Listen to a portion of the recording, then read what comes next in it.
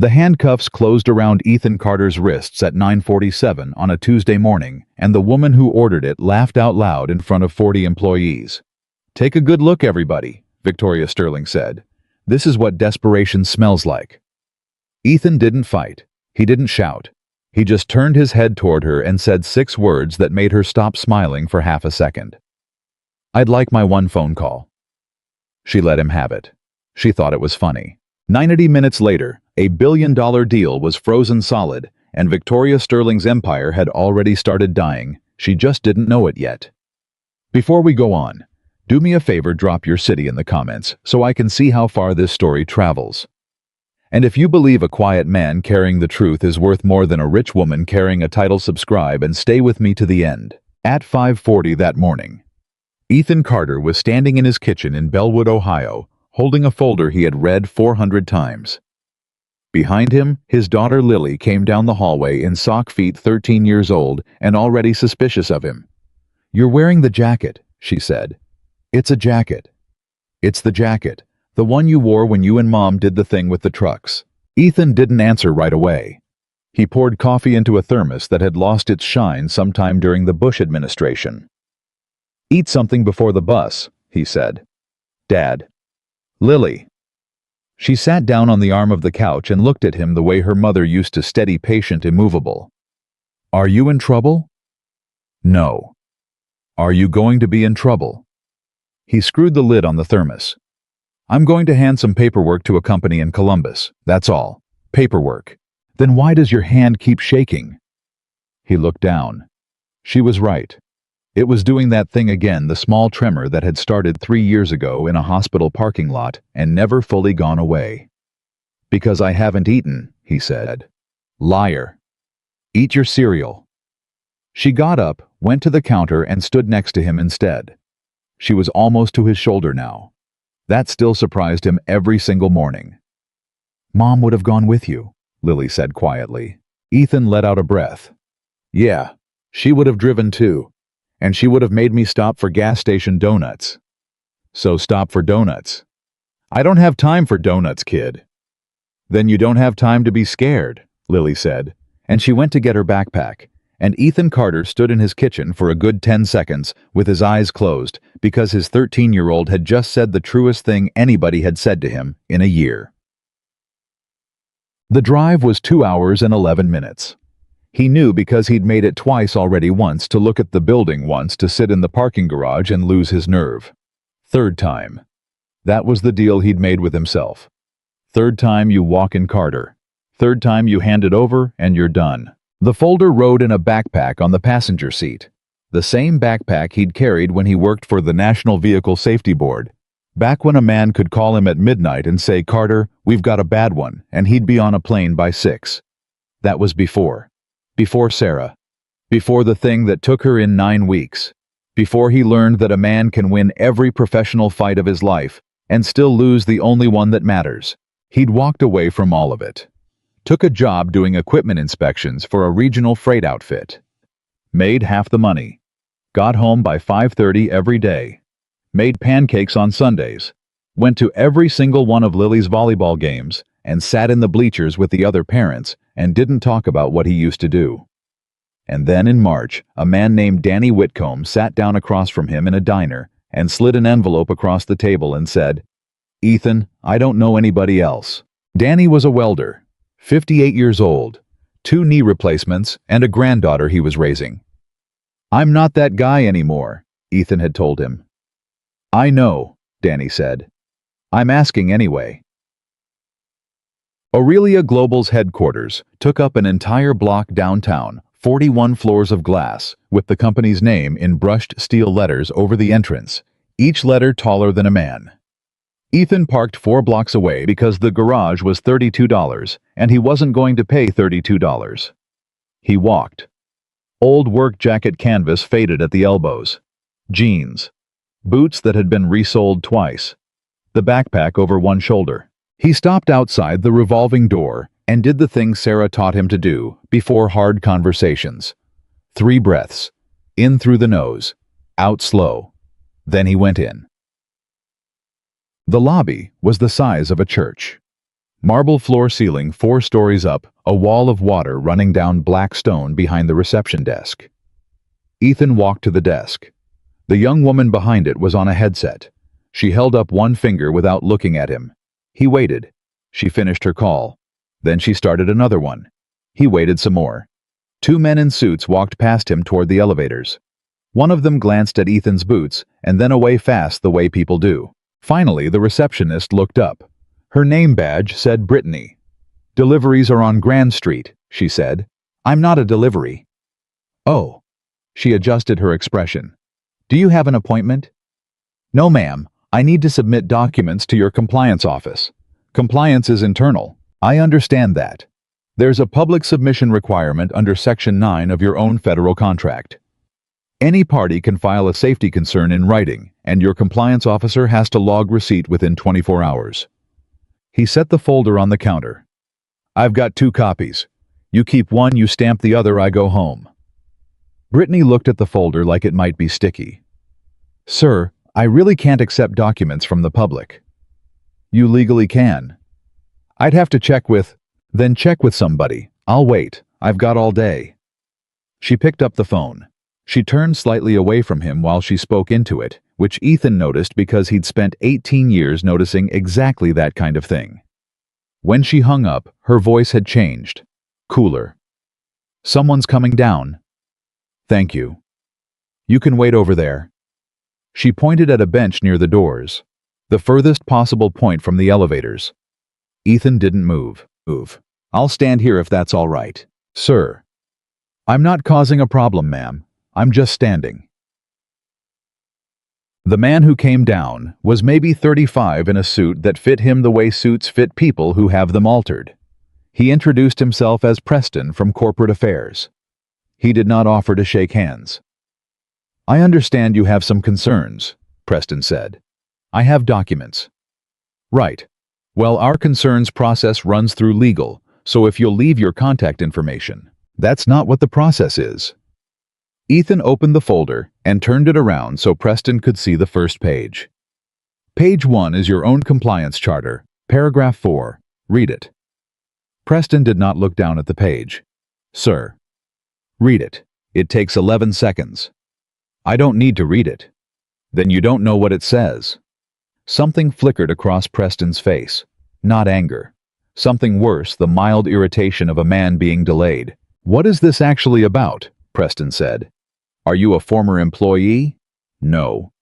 "Are you represented by counsel?" "No." "Are you press?" "No." "Then honestly, sir, I'm not sure what you expect to happen here." "I expect a stamp on a piece of paper," Ethan said. "That's the whole thing. That's my entire request. One stamp." Preston smiled the way people smile when they've decided the conversation is over. "I'll take the folder up, and someone will be in touch." Ethan closed the folder and put his hand flat on top of it. "No, sir," he said. "You'll take it, and it'll go in a drawer. I need it logged in front of me." "That's not going to happen." "Then we've got a problem." Later, a lot of people would argue about how loud Ethan Carter got in that lobby. The truth, according to the security footage that eventually made it onto every news channel in the country, is that he never raised his voice one time. He simply didn't leave. Preston went to the desk and made a call. 2 security officers came out of a side door, one older, gray at the temples, one young enough to still be excited about the uniform. The older one, whose badge said Ray, walked up first. "Morning," Ray said. "Morning." "They tell me you're not leaving." "They tell you why?" Ray glanced at the folder. "Nope. Aurelia's got a project going up in Marion County. 1,200 workers on site by fall.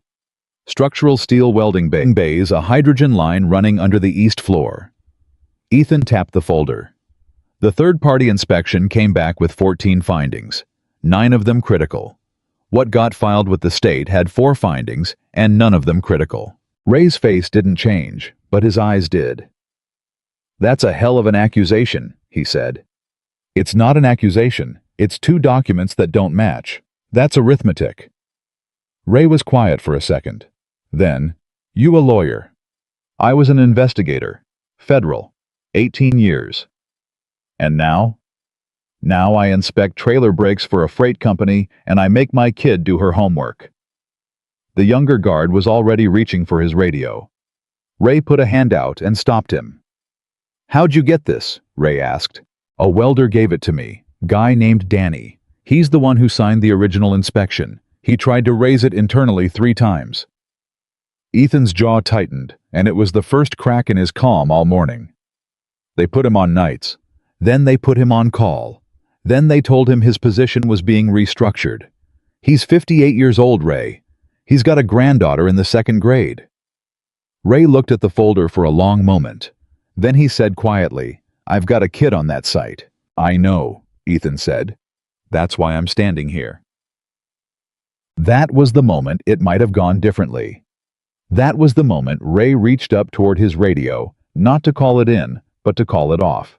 And that was the exact moment the elevator opened and Victoria Sterling walked into the lobby. She was 52 years old in a charcoal suit that cost more than Ethan's truck, flanked by 3 people who moved when she moved and stopped when she stopped. She'd been on the cover of 2 magazines that year. She had taken Aurelia Global from a mid-cap manufacturer to a company with a market value north of $90 billion. And she had done it in 11 years, and there was not one person in that building who didn't know exactly how she felt about being interrupted. Preston, she said. Why is my lobby a waiting room? Preston hurried over. Ms. Sterling, it's handled. It's clearly not handled. It's standing right there. Ethan turned to face her. Ma'am, he said. Victoria looked him over. She took her time about it. The jacket, the boots, the backpack, the gray coming in at his temples. And then she did the thing that 100 million people would eventually watch on their phones. She laughed. It wasn't a cruel cackle. It was worse than that. It was a short, genuine, amused little laugh, the laugh of a woman who had just been told something mildly ridiculous. Oh, honey, she said. What do you want? I want to file a safety concern. With me. With your compliance office. Anybody with a stamp. And you drove here. In person. In that. She gestured vaguely at all of him. I did. Do you know what email is? I do. I also know what a drawer is. A few people in the lobby heard that.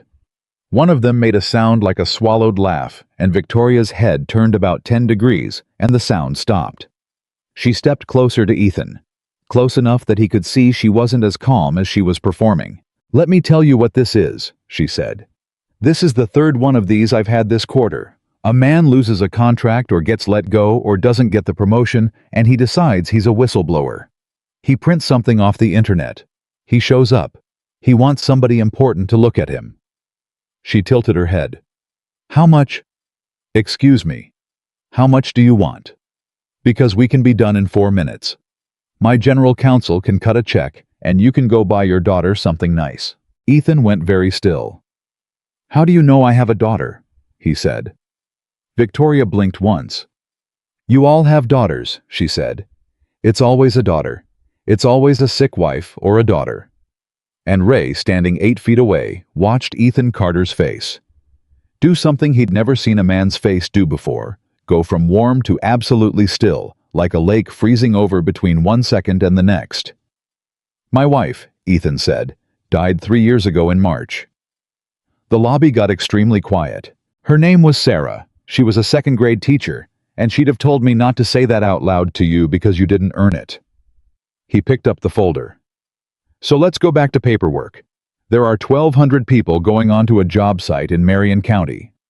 9 critical findings got erased between the inspector's report and the state filing. I'm not asking you to admit anything. I'm not asking for money. I'm asking one of your people to write down that I gave you this. That's it. Victoria held out her hand. Give it to me. I'll give you a copy when it's logged. Give it to me now. No, ma'am. Her hand stayed out for 1 more second, then it dropped. Call the police, she said. Preston hesitated. Ms. Sterling, there's cameras. Good. Let them film a trespasser being removed from private property. She turned back to Ethan. You had a chance to be smart. I've never been smart, Ethan said. Ask anybody. It took Columbus PD 11 minutes. In those 11 minutes, Ethan Carter did not move from the spot where he was standing. He held the folder against his chest with both hands. He looked at the floor. His lips moved once, and Ray was close enough to hear it, and what he heard was, "It's just paperwork, Sarah." The lobby filled up. Word travels through an office building faster than fire. People came out of the elevators and stood along the mezzanine railing and pretended to be walking somewhere. Phones came out. Nobody stopped them because Victoria was standing right there with her arms folded, and Victoria wanted them to see this. She wanted a story to travel through that building. She was going to get one. Two officers came through the revolving door. The senior one, heavy-set mustache, maybe 50, looked around the marble lobby and immediately looked tired. "Who called?" "I did," Victoria said. "This man is refusing to leave." The officer walked over to Ethan. "Sir, you got ID." Ethan handed him a driver's license. The officer read it again, and something changed in his shoulders. "Ethan Carter." He looked up. "Out of Bellwood." "Yes, sir." "NVSB." "Long time ago." "Huh." The officer handed the license back. "My brother-in-law drove a rig that had that steering column recall. 91,000 trucks." 94, Ethan said. "But yeah, that was you. That was a lot of people. I just did the math on it." The officer looked over at Victoria, then back at Ethan, and Ethan could see him doing arithmetic of a different kind. "Sir," the officer said lower now, "if you walk out that door right now, this is nothing. Nobody's charged, nobody's booked, you go home." "I know." "Then walk out the door." "I can't," Ethan said. "If I walk out that door, this goes away. That's what she's counting on. And in about 6 months, somebody's going to get hurt on that site, and everybody's going to say, 'Nobody knew.'" He shook his head slowly. "I knew. I'm the guy who knew." The officer stood there. "Officer," Victoria called across the lobby, "is there a problem?" The officer's jaw worked once. "No, ma'am," he said. And then quietly to Ethan, "I'm sorry about this." "Don't be," Ethan said. "You've got a job. Do it." He put his hands behind his back before they asked him to. The video that went viral, the one shot from the mezzanine, 40 feet up, slightly shaky, captures all of it in 81 seconds. It shows a man in an old canvas jacket putting his own wrists together behind his back. It shows the officer hesitating for almost 2 full seconds before closing the cuffs. It shows a folder falling out of the man's hand and papers sliding across black marble. It shows a woman in a charcoal suit watching, arms folded. And then it shows her laugh. That's the frame. That's the one that ended up on every screen in America. Victoria Sterling head tipped back slightly, one hand rising to her mouth, laughing, while 40 of her own employees looked down from a balcony and did not laugh with her.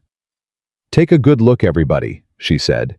"This is what desperation smells like." Somebody on the mezzanine said, "Jesus Christ." Victoria's head snapped up. "Who said that?" Nobody answered. They walked him toward the doors. Ray bent down and started gathering the scattered papers, and the younger guard bent to help him, and Ray said, "Don't, I got it," and put every single page back in order himself. Ethan stopped walking about 10 feet from the exit. "Officer," he said, "can I make my phone call?" "At the station." "I'd like to make it here." "Sir." "It's one call. It'll take 90 seconds. And I'd like her to hear it." The officer looked at Victoria. Victoria smiled. She was in a wonderful mood. "Oh, let him," she said. "Please, I want to know who he thinks is coming."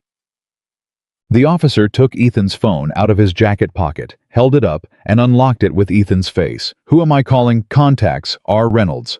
The officer scrolled. "Got it. Speaker, if you don't mind." The officer hit the button, and in that enormous marble lobby with 100 people watching from the balconies and the floor, a phone rang out loud. Once. Twice. Victoria said to no one in particular, "This is the best morning I've had in a year." 3 times. Then, a woman's voice came through crisp and unhurried, and it filled the entire lobby. "Reynolds." "Maya," Ethan said. "It's Carter." There was a pause. About 1 second long. Then the voice said, "Ethan Carter." "Yeah. It's been 5 years." "I know." "You said, and I'm quoting you, 'Maya, don't ever call me again about work.'" "I remember." "So why am I hearing your voice at 10 in the morning?" Ethan took a breath. "Because I'm standing in the lobby of Aurelia Global," he said, "in handcuffs, and I need you to open a file." The lobby did not make a sound. And then Maya Reynolds' voice came back, and it was different. Every person in that room heard it change. It got flat and fast and very, very awake. "Say that again." "Aurelia Global, Corporate Headquarters, Columbus. I attempted to submit a documented safety disclosure under a federal contract compliance clause. They refused receipt. I was denied a logging officer. I've been arrested for trespass on the premises." "Are you being recorded right now?" "There are approximately 60 cell phones pointed at me." "Good," Maya said. "Ethan, listen to me carefully. Are you filing as a private citizen, or are you filing under continuing protection?" Ethan's eyes came up, slowly. And for the first time all morning, they found Victoria Sterling's. "Continuing protection," he said. The line was quiet for a beat. "Under the Whitcomb-Carter provision." "Yes, ma'am." "You understand what that does?" "I do." "Once I log this, I can't unlog it. It goes out automatically. Every institutional holder, every underwriter, every federal counterparty on their active contracts, inside the hour." "I understand." "Ethan." Maya's voice softened just slightly. "You swore you were done." Ethan looked at the officer holding his phone. He looked at Ray standing there holding a folder of papers like it was something breakable. He looked up at the balconies full of people who worked in that building and had families and mortgages and no idea what was in the ground under the Marion County site. "I've got a welder named Danny Whitcomb who can't get anybody to answer his emails," Ethan said. "So no, ma'am. I guess I'm not done." There was the sound of typing, very fast typing. "Give me your case number from 21. 4491 Delta." More typing. "Okay," Maya said. "It's open. Ethan, I'm going to need everything you have." "Ray's got it." "Who's Ray?" Ethan turned his head. "Security officer named Ray. Gray hair. He's holding the folder." There was a pause on the line, and then Maya Reynolds said very clearly, loud enough that the marble carried it into every corner of that lobby. "Ray, if you can hear me. My name is Maya Reynolds. I'm former chief investigator for federal contract compliance, and as of 90 seconds ago, those documents are part of an open federal file. If they leave your hands and go anywhere except to me, that's obstruction. Do you understand what I'm telling you?" Ray did not look at Victoria. He looked straight ahead, and he said, "Yes, ma'am, I understand." Victoria Sterling stepped forward. "This is a stunt," she said. "This is theater. Preston, get legal down here." "Ms. Sterling." Maya's voice came out of the phone, and it was almost pleasant. "Is that you?" Victoria stopped. "I recognize your voice from the Senate hearing," Maya said. "You did very well. I want you to hear something because in about 4 minutes you're going to be extremely busy and you won't have time to listen to anybody. I have no interest in 2021, that man in your lobby closed an investigation that cost a manufacturer $11 billion and saved somewhere between 300 and 400 lives. Nobody knows his name. He wanted it that way. When he retired, the agency wrote him a permanent continuing disclosure protection so that if he ever picked the phone back up, we would never have to start from zero." A pause. "Ms. Sterling, he has never used it. Not once. In 5 years." Victoria said nothing. "I used it today," Maya said. "On you." The officer put the phone down. Nobody in that lobby moved. Ethan Carter stood there with steel on his wrists and looked at the woman who owned the building, and he didn't look angry, and he didn't look triumphant, and that was somehow the worst part. "Ma'am," he said, "I gave you 4 chances to take a piece of paper." Victoria Sterling opened her mouth. And upstairs on the 41st floor in an office she had not sat in for 3 hours, her phone began to ring. Then Preston's phone rang. Then the receptionist's desk phone rang. Then somewhere up on the mezzanine, a man's voice said, "What the hell is a Section 9 emergency alert?" And Victoria Sterling, the woman who had never once in 11 years been the second most important person in a room, turned and looked up at the balcony, and for the first time that morning, she wasn't smiling. At 10:04 that morning, 4 minutes after Maya Reynolds hung up the phone, the first email hit. It went to 11 institutional shareholders, 2 federal counterparties, 1 underwriting syndicate in New York, and a compliance desk in Zurich that nobody at Aurelia Global had ever spoken to directly. The subject line was 14, long and completely without drama. Notice of reopened federal disclosure file, contract reference 4491D, Aurelia Global Industries, Marion County facility. Preston read it standing in the middle of the lobby, with his thumb frozen over the screen. Ms. Sterling. Not now. Ms. Sterling, you need to see this. I said not now, Preston. Get the police report. I want his name on a formal complaint before he's out of the parking lot. Ma'am. Preston's voice cracked on the second syllable. Fidelity Northbridge just emailed. Ann Carrawell. And the Ohio Treasurer's office. Victoria turned around. About what? About a compliance alert. On us. Behind them. The revolving door was still turning slowly from where the officers had taken Ethan Carter out onto the sidewalk. Half the lobby was still standing there. Nobody had gone back to work. 60 phones were still up. Victoria walked over, took Preston's phone out of his hand, and read it herself. She read it twice. Then she said in a voice that was almost conversational, "Who is Maya Reynolds?" "I don't know." "Find out." "Yes, ma'am." "And get that folder off my security guard." By 10:11, Ray Delgado was standing at the security podium with the folder pressed flat under both forearms, and Preston was on the other side of it talking fast. "Ray, I'm not asking. Hand it over." "Can't do that.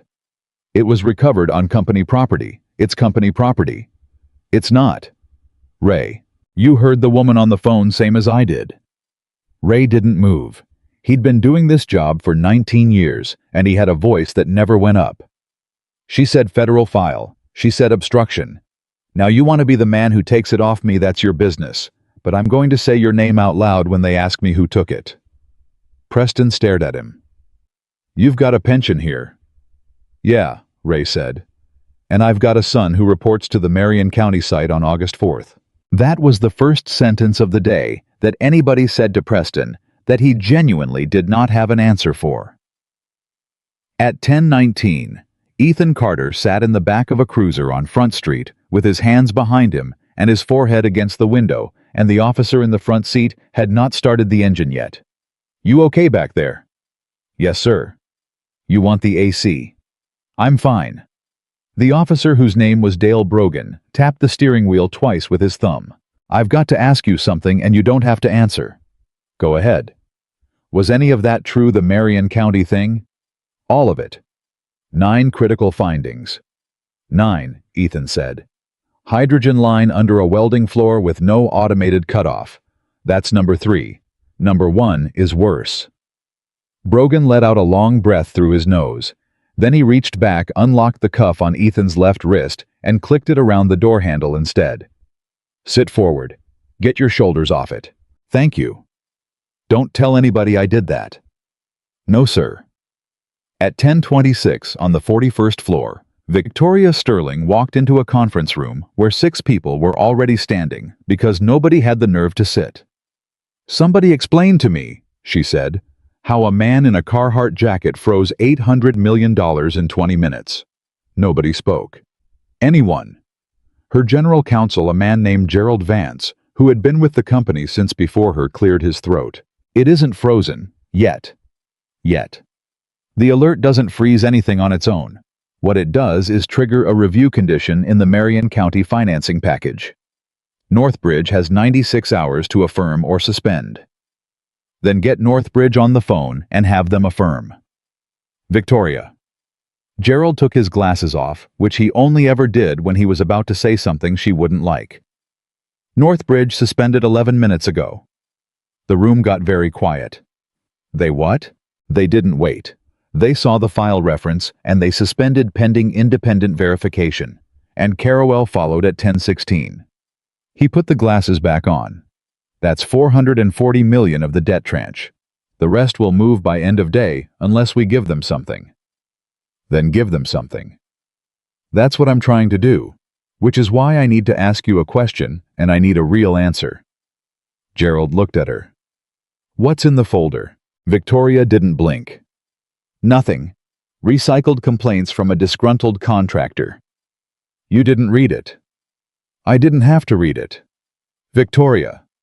Gerald's voice dropped. You had a man arrested on camera while refusing to accept a safety disclosure. That's not a nuisance. That's a fact pattern. I need to know what's in that folder before a regulator tells me. Then go get it, Victoria said. It's downstairs in the hands of a security guard who apparently works for the federal government now. At 10:34, the video hit 200,000 views. It hit 1 million at 11:02. By noon, networks had it, and the frame they all used was the same frame. And it was not the frame of the handcuffs.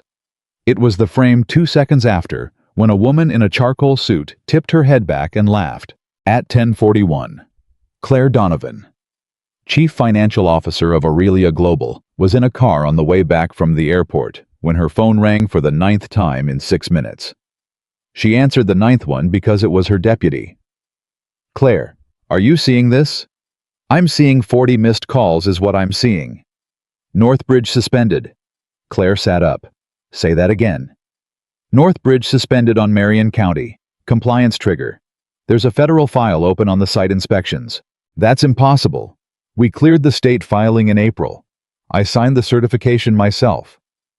There was a pause on the line. Yeah, her deputy said. That's kind of the thing, Claire. Claire Donovan was 54 years old, and she had signed exactly one document in her career that she had ever lost sleep over, and it had not been this one. She had signed the Marion County Compliance Certification on the 11th of April at 4 in the afternoon on the strength of a summary memo that said 4 findings, none critical. Pull the source inspection, she said. I tried. The vendor file's locked to operations. Then unlock it. I don't have rights. I do. Claire leaned forward toward the driver. Take me to the office, not the house, the office. At 10:52, Maya Reynolds was standing in a rented office in Alexandria, Virginia, with 3 laptops open and a cold cup of coffee, saying into a headset, No, I don't want to comment.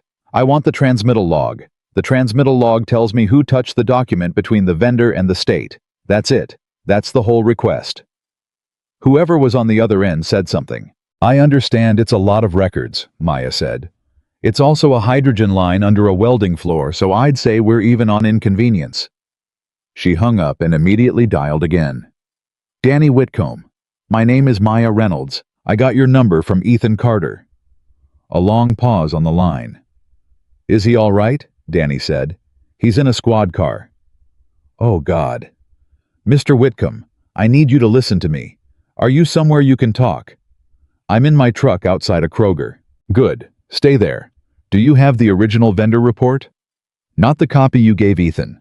The original with the vendor's signature block. Danny didn't answer. Mr. Whitcomb. I've got something better, Danny said quietly. I've got the email where they told me to change it. Maya put her hand flat on the desk. Say that one more time. March 19th, from the site director. He wrote it out. He said, and I can read it to you word for word, because I've read it about 1,000 times. He said, Dan, we need the finding count under 5 for the state package. Consolidate items 3 through 11 into a single observation and downgrade severity. This comes from above me. You have that in writing. I've got it printed, and I've got it in a Yahoo account my son set up for me in 2009, and I never deleted anything in my whole life. Maya closed her eyes for 1 second. Mr. Whitcomb, she said, do not go to work today. Do not answer your work phone. Do not talk to anyone from Aurelia. I'm going to send you a name and an address, and I want you to drive there and hand that email to a human being. Am I in trouble? No, sir, Maya said. You're the reason 1,200 people aren't. At 11:15, Victoria Sterling did the thing that Gerald Vance begged her not to do. She went downstairs, walked past 40 employees who had not gone back to their desks, stopped in the middle of the lobby, and gave an unscheduled statement to two reporters who had shown up outside. This morning, a man refused to leave private property and was removed by Columbus police. That's all that happened. He's a former federal employee with a history of pursuing companies for personal profit. He has been shopping these allegations for months, and this is a shakedown that failed. She smiled tight. Aurelia Global stands behind every inspection at every one of our facilities. We're going to keep building, that's it. One of the reporters said, "Ma'am, did you accept the documents he was trying to file?" There were no documents. There was a folder. Did you look in the folder? I'm not going to dignify that. Ma'am, one more. Do you know that the video of you laughing has 4 million views? Victoria's expression did not change, but she stopped talking, and she turned, and she walked back inside, and Preston later said that the sound of her heels crossing that marble was the loudest thing he had ever heard in his life. At 11:31, a woman on the 12th floor named Renata Osai, who had worked in Aurelia's internal audit group for 6 years and had never once spoken to an executive, sent a message on the company chat to a coworker. She wrote, "I pulled the Marion vendor file in March for a QA sample. I saved a copy to my drive. It's got 14 findings on it." Her coworker wrote back, "Delete that." Renata wrote, "I already screenshotted it." Her coworker wrote, "Renata, delete it." Renata sat there for 90 seconds looking at the screen. Then she opened a new email, typed her own personal address in the to field, attached the file, and sent it to herself. Then she got up and went to the bathroom and stood at the sink for a while, with her hands shaking. At 11:48, Ethan Carter was released without charges. Nobody explained it to him. A sergeant came out, handed him his belt and his wallet and his phone, and said, "Complainant declined to sign." She declined. Legal declined for her. The sergeant almost smiled. "You want my advice, Mr. Carter? Get a lawyer before dark." "I don't have money for a lawyer." "Santuar," the sergeant said. "After this morning, I don't think that's going to be your problem." Ethan walked out onto the sidewalk into daylight and stood there for a second because he genuinely did not know which direction his truck was in. Then his phone rang in his hand, and the screen said, "Lily School," and his stomach dropped straight through the concrete. "This is Ethan Carter." "Mr. Carter, this is Peggy at the front office at Bellwood Middle. Everything's fine, honey. Nobody's hurt." "What happened?" "Lily's here in the office. She's okay. She's just well." Peggy lowered her voice. "Some of the kids were showing a video, and she got upset, and she got up and left class, and she's sitting here with me now." Ethan closed his eyes. "Can I talk to her?" There was a rustle. Then his daughter's voice, very small and very angry, and both at the same time. "Dad." "Hey, kid. They handcuffed you." "Yeah." "In front of everybody." "Yeah." "You said it was paperwork." "It was paperwork," Ethan said. "That's the part that made her mad." Lily made a sound that was half a laugh and half something else. "Ashley Werner's mom works at a bank, and Ashley said you're a criminal." "What'd you say?" "I said her mom's bank got fined for money laundering in 2019. Ethan stopped walking on the sidewalk in downtown Columbus and put his hand over his eyes. "Lily. It's true. I looked it up at lunch. You are so much like your mother, it scares me. Are you coming home?" "I'm coming home." "Dad?" Her voice changed. Got younger. "Are we going to be okay?" And Ethan Carter, standing outside a police station with a dead phone battery warning on his screen, said the only honest thing he had. "I don't know yet," he said, "but I'm not sorry." At 12:20, Claire Donovan got into the vendor file. It took her 4 minutes with her own credentials and an override she had authority to use and had never used. She opened the original PDF from the third-party inspection firm Halloway Structural, dated March 11th. 14 findings, 9 flagged critical. She scrolled to page 31 and found the one Ethan had described in the lobby, the one Ray had heard him say out loud, and she read it 3 times. Then she opened the state filing, the one with her name on it, the one she had certified on April 11th. 4 findings, 0 critical. Claire Donovan sat back in her chair and said out loud to an empty office, "Oh, you sons of bitches. At 12:41, she called Gerald Vance. "Gerald, it's Claire. Are you alone?" "Nobody's alone today." "Get alone." There was the sound of a door. "Go." "The certification I signed in April is false," Claire said. "The underlying report has 14 findings and 9 criticals. The summary memo I was given had 4 and 0. Somebody consolidated them and downgraded severity between the vendor and my desk." Gerald didn't say anything for a long moment. "Who prepared the summary memo?" "Operations." "Who in operations?" "That's the interesting part," Claire said. "The memo has no author field. It's a PDF with the metadata stripped. Gerald, somebody deliberately stripped the metadata off a document before handing it to the CFO for certification." "Claire, I signed it. My name is on a false filing to the state of Ohio." "Claire, listen to me. Don't move on this yet. Don't move. We need to control the sequence. If you self-report before we understand the exposure, you hand a prosecutor a roadmap." Claire laughed once, and there was nothing funny in it. "Gerald, 1,200 people go on that floor in August. I understand that. Do you? Because this morning our CEO had a man arrested for trying to hand us the thing I just found on my own server, and she laughed while it happened, and it's on 4 million phones." Claire stood up. "I'm not going to be the woman who knew." At 1:15, the board's lead independent director, a retired Navy admiral named Charles Boyd, who lived in Charleston and famously did not like phone calls, called Victoria Sterling directly. "Victoria." "Charlie. I've had 6 calls in an hour, and I answered all of them, which you know I don't do." "It's contained." "Is it?" "It's a nuisance filing by a man with a grudge and a very good publicist." "Victoria." Boyd's voice was flat as a table. "I watched the video. I'm 71 years old and I have watched a lot of men be arrested in my life. That man put his own hands behind his back." Victoria's jaw tightened. "Meaning?" "Meaning nobody does that unless he came in expecting it. Which means he had a plan. Which means you walked into it in front of 40 of your own employees and you laughed." A pause. "Now, tell me what's in the folder." "Charlie, I don't know what's in the folder because it's noise." "Then get it and read it and call me back in 2 hours." "And if I don't?" "Then I'll assume you already know," Boyd said, "and I'll make different calls." At 1:52, Maya Reynolds landed in Columbus. She had a bag, a laptop, and a printed copy of Danny Whitcomb's email, which she had read on the plane 11 times. She called Ethan from the curb. "Where are you?" "Halfway home. I've got to get my kid." "Get your kid, then turn around and come back." Maya. "Ethan, I'm not asking you to fight. I'm asking you to sit in a room with me and answer questions for 4 hours, because at some point tonight, a federal attorney is going to ask me whether the man who initiated this is credible. And I want to be able to say I looked him in the eye." "You already know I'm credible." "I do," Maya said. "They don't.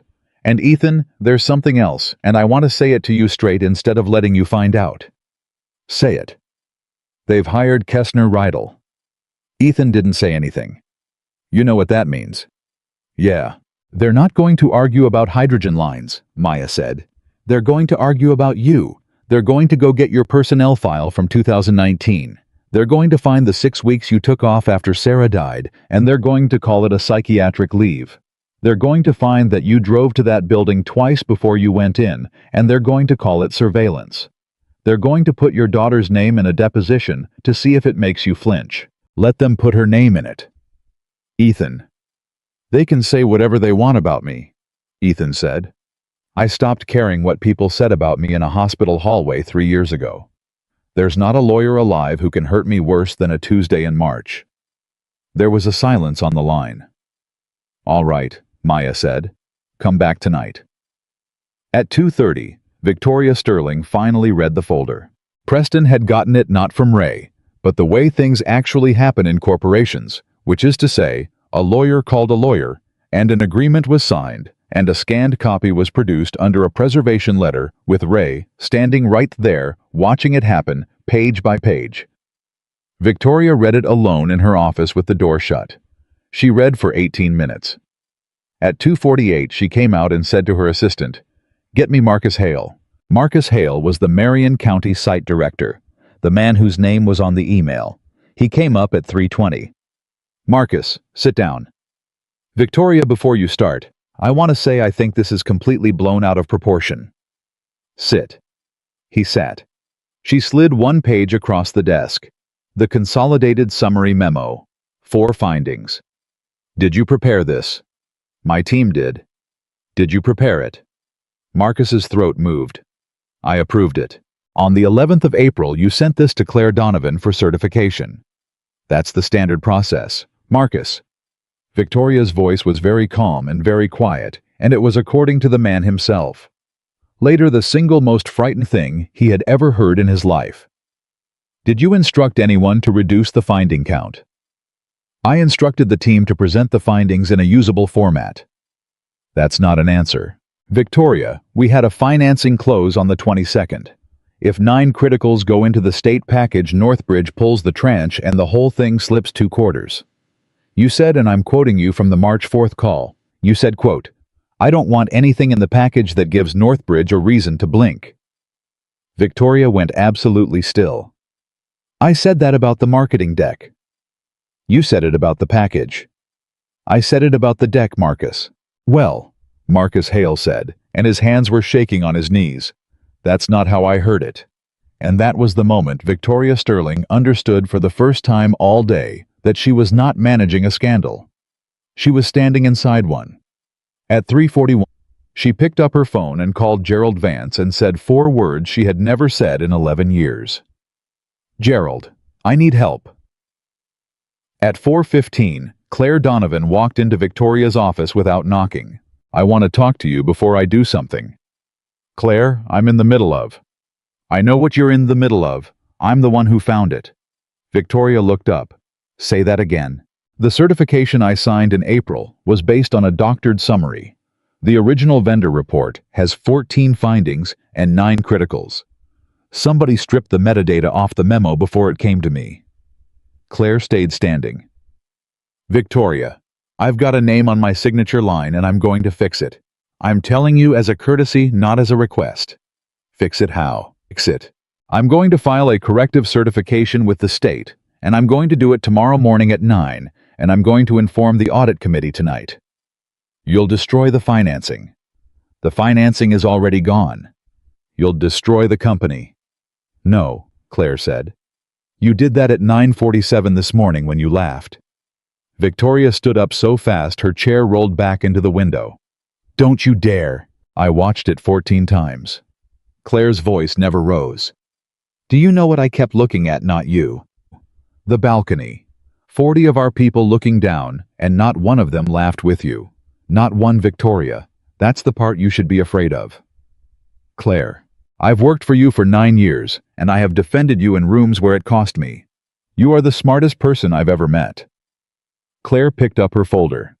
And this morning a man came to our door with the truth in his hands, and you had him put in handcuffs because his jacket was old. She walked to the door. Claire, wait. Claire stopped. Victoria stood there in her own office and for a full 5 seconds could not produce a sentence. Finally, she said, What was his name? Claire turned around slowly. You still don't know his name. Claire, what was his name? Ethan Carter. Carter, Claire said. And Victoria, before you say another word, you should probably know he's the man who did the steering column recall in 2021. She let that sit. The one your father's company was a supplier on. That recall is the reason we got the Marion County contract in the first place, because the primary bidder went under. Victoria did not move. He built the ground you're standing on, Claire said, and you had him arrested on it. At 5:03, Renata Osai, from Internal Audit, sent her screenshotted vendor file to a reporter at the Columbus Dispatch, then sat in her car in the parking garage for 20 minutes, and then drove home and told her husband she thought she might have just ended her career. At 5:40, Danny Whitcomb handed a printed email to a woman named Maya Reynolds in the lobby of a Hampton Inn, and Maya read it standing up, and then she sat down on a luggage cart because her legs went out from under her. Mr. Whitcomb. Yes, ma'am. Do you understand what this is? It's an email. It's a written instruction from a site director to downgrade 9 critical safety findings ahead of a financing close, Maya said. Mr. Whitcomb, in 22 years, I have never had one of these handed to me. Not once. People delete these. Danny took his hat off and turned it around in his hands. I'm not smart about computers, he said. I just never throw anything away. At 6:15. Ethan Carter pulled into his driveway in Bellwood, and there were 2 news vans on his street and a woman with a microphone walking up his lawn before he got the door open. Mr. Carter, do you have a comment on Aurelia Global calling you a professional litigant? No, ma'am. Mr. Carter, 4 million people have watched you get arrested this morning. Anything you want to say to them? Ethan stopped with his hand on the truck door. He looked at the camera for a second, and then passed it at his own front window, where a 13-year-old girl was standing with the curtain pulled back, watching her father come home. Yeah, he said. One thing. The reporter leaned in. Somebody at that company knew, Ethan said. Not the CEO. I don't know what she knew, but somebody in that building took 9 critical safety findings and turned them into 4. And they did it on purpose, and they wrote it down somewhere because people always write it down. He opened his truck door. So to whoever that is, you've got about a day. After that, it stops being your decision. He went inside and closed the door. At 6:22, in an office on the 41st floor, a phone buzzed on a desk where nobody was sitting, and Marcus Hale, alone in his car in the parking garage 6 floors below, opened his laptop, logged into his work email, and started scrolling backward through March, looking for one message, hoping it was gone. At 6:24 he found it. It was not gone. And at 6:31, his hands shaking so badly he had to type his password 3 times. Marcus Hale forwarded that email to his personal account, then to his brother-in-law. Then closed the laptop and sat in the dark of a parking garage with his forehead on the steering wheel, whispering the same 3 words over and over. She said it, she said it, she said it. At 6:31. That evening, while Marcus Hale sat in a parking garage, whispering into his own steering wheel, Maya Reynolds was 3 miles away in a hotel conference room she had rented with a personal credit card, laying 11 documents in a row across a folding table. Ethan came in at 7:15 with his daughter. Maya looked up. You brought her. There were 2 news vans on my street, Ethan said. I wasn't leaving her with a neighbor so somebody could put a camera in her face. Hi, Lily said. Maya took off her glasses. You're Lily. Yes, ma'am. Your dad talked about you 5 years ago. You were 8, and you had a broken arm, and you were furious about it. I fell off a dugout. He told me. He said you were mad at the dugout. Maya pointed at a chair in the corner. Sit there. Do your homework. Don't listen. I'm going to listen. I know you are, Maya said. I just have to say it. They worked for 2 hours and 40 minutes. Maya asked him the same question 11 different ways, and Ethan answered it 11 times the same. And at 9:50, she finally sat back and said, Okay. Okay what? Okay, you're going to survive a deposition. She rubbed her eyes. Ethan, I need to prepare you for tomorrow. What's tomorrow? Claire Donovan files a corrective certification with the state at 9 in the morning. Ethan set down his coffee. Who? Their CFO. She found the doctored memo on her own this afternoon, and she's putting her name on the correction. Maya almost smiled. Which means by 10 a.m., Aurelia Global will have formally told the state of Ohio that its own April filing was false. That's not a lawsuit anymore. That's a criminal referral waiting for somebody to sign it. Then it's over. It's not over. Maya, Ethan, listen to me. A false filing gets you a fine and a consent decree. It gets a site director indicted maybe. It does not touch a CEO, and it does not stop that building from opening in August, because right now the entire fight is about whether anybody at the top knew. Maya tapped the table twice. Everything comes down to one question. Did Victoria Sterling know there were 9 criticals before that state package went out? Does she? I don't know, Maya said. And that scares me because if she didn't, she survives this. She fires 4 people, cries on a morning show, keeps the company, Keeps the site opens it in November instead of August, and your welder loses his job for nothing. At 10:20, Lily Carter, who had been listening the entire time, said from the corner without looking up from her math book, "Ask the security guard." Both adults turned. "What?" "The guy who wouldn't give up the folder. Dad said he has a son on the site." Lily shrugged. "People who won't give up a folder usually know other stuff." Maya looked at Ethan. Ethan said, "She's 13. "She's right," Maya said, and picked up her phone. At 11:52, Ray Delgado answered his phone in his kitchen in Grove City, with his boots still on. "Mr. Delgado, my name is Maya Reynolds." "I know your voice, ma'am. I heard it on speaker this morning. I need to ask you something and you're free to hang up." "Go ahead." "Does that lobby have audio?" Ray was quiet. "Mr. Delgado?" "The lobby cameras are video only," Ray said slowly. "But the executive floor conference rooms record audio on every scheduled call. It's a compliance thing. It's been that way since before she got there." Maya sat down very carefully.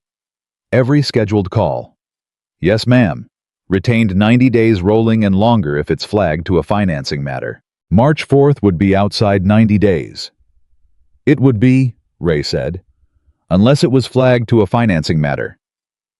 At 12:14 in the morning, Marcus Hale sent an email to an address Maya had posted on a public compliance portal 5 years earlier and never taken down. The subject line said, "I want to talk before somebody else does." At 6:40 that morning, Maya called Ethan and woke him on his own couch. He blinked. Who blinked? The site director, Marcus Hale. He wants a meeting, and he wants a lawyer in the room, and he wants it before 9. Ethan sat up. "Before Claire files." "Before Claire files." At 7:50, Victoria Sterling walked into the 41st floor and found Gerald Vance already sitting in her office. "Gerald." "Claire files at 9. "I know." "You could stop her." "How?" "Terminate her at 8:55, Gerald said. "Revoke her authority. A corrective certification from a former officer has no standing. It buys us 4 weeks. Victoria stood by her desk with her coat still on. "You're telling me to fire my CFO for correcting a false filing?" "I'm telling you what's available. You asked me for help yesterday. That's help." "Gerald." She set her bag down. "Do you think I knew?" Gerald Vance took his glasses off. "I think," he said, "that you have never once in 9 years asked a question you didn't want the answer to. And I think a jury can be made to understand the difference between not knowing and not asking, but I've never seen one bother." At 8:55, Victoria did not fire Claire Donovan. At 9:04, the corrective certification hit the Ohio Department of Commerce, and by 9:40, the Columbus Dispatch had it alongside Renata Osai's screenshot, alongside the 14 finding vendor report, alongside a photograph of a man in an old canvas jacket putting his own hands behind his back. The stock opened down 9%. By 10:15, it was down 22. At 10:40, Admiral Charles Boyd called an emergency session of the Aurelia Global Board of Directors to be held at 4 o'clock that afternoon in person in Columbus, and told his assistant to book 8 flights. At 11 o'clock, Victoria Sterling's assistant knocked on her door and said, "There's a call for you, and I think you should take it." "From who?" "A woman named Maya Reynolds." Victoria looked at the phone for a long moment. Then she picked it up. "This is Sterling. Ms. Sterling, I'd like to arrange a meeting between you and Ethan Carter." "Absolutely not." "He doesn't want it either," Maya said. "For the record," he said, and I'm quoting him, "I've got nothing to say to that woman that a document doesn't say better. I'm the one asking." "Why?" "Because I've been doing this for 22 years, and I've watched 11 companies go through what's happening to you right now, and there's a moment in every one of them where the person at the top decides whether they're going to be a defendant or a witness." A pause. "That moment is today, Ms. Sterling. It's not tomorrow." Victoria's hand was flat on her desk. "Where?" she said. At 1:20 that afternoon, Ethan Carter walked back into the lobby of Aurelia Global for the second time in 26 hours. Nobody stopped him. That was the part he wasn't ready for. Nobody stopped him, and the receptionist named Brittany stood up when he came through the door, and she didn't say anything, and her eyes were red, and she just stood there behind that desk like a soldier. Ray Delgado met him at the elevator. "Mr. Carter." "Ray, you didn't have to say my name to that federal woman yesterday. You were holding the folder." "I've been holding folders in this building for 19 years, Ray said. "That's the first time anybody said my name out loud in one." The elevator opened. Ray put his hand on the door and did not step in. 41st floor, conference room C. He hesitated. "Mr. Carter, whatever she offers you." "Ray." "My boy reports August 4th. "I know," Ethan said. "Nobody's reporting anywhere on the 4th. At 1:31, Victoria Sterling and Ethan Carter sat across a table from each other for the first time. Gerald Vance was there. Maya Reynolds was there. Nobody else. Victoria spoke first. "I'm told I should apologize." "You're not going to," Ethan said. "So let's not spend 20 minutes on it." Gerald slid a folder across the table. It was, Ethan noticed, almost exactly the size of the one he had carried in the day before. "Mr. Carter, what's in front of you is a settlement and mutual release. The number is $11 million. It's paid in 3 tranches over 18 months. There's no admission of liability. There's a non-disparagement clause, and there's a non-disclosure provision covering the underlying documents." Ethan didn't touch it. "Mr. Carter, how long is the non-disclosure?" "Perpetual. So I take $11 million, say the words hydrogen line again, as long as I live." That's a colorful way to put it. "Is it inaccurate?" Gerald didn't answer. Ethan turned the folder around with one finger and pushed it back across the table. "No, thank you." Victoria leaned forward. "Mr. Carter, I don't think you understand what's being offered. $11 million. After tax, that is generational money. That's your daughter's college, her graduate school, her house, her children's college. You will never fill out a form about money again in your life. I understand what it is." "Then explain it to me," Victoria said, and there was something raw underneath her voice for the first time. "Because I have made 240 offers in 11 years, and I have never once had a man in your position say no, and I would genuinely like to understand what it is you think you're buying with this." Ethan sat back. "You want the real answer." "I want the real answer." "There's a welder named Danny Whitcomb," Ethan said. 58 years old. He signed the original inspection. He raised it 3 times inside your company and got moved to nights and then to on-call and then got told his position was restructured. He raises a granddaughter. His wife has diabetes and the insurance was through your company. He put both hands flat on the table. "Ma'am, Danny Whitcomb doesn't have a lawyer. He doesn't have a publicist. He doesn't have a private meeting with a CEO on the 41st floor. Nobody is going to offer that man $11 million because nobody has to. So this is about him." "It's about the 1,200 people behind him," Ethan said. "They've got exactly one thing going for them, and it isn't money, and it isn't lawyers, and it sure as hell isn't luck. It's that somebody who saw the paperwork was willing to say what was in it out loud." He shook his head slowly. "The second I take your money, they've got nothing. That's what your $11 million actually buys, Ms. Sterling. It buys their one thing." Nobody in the room said anything for a while. Then Victoria said quietly, "$25 million. No. 40. "Ma'am."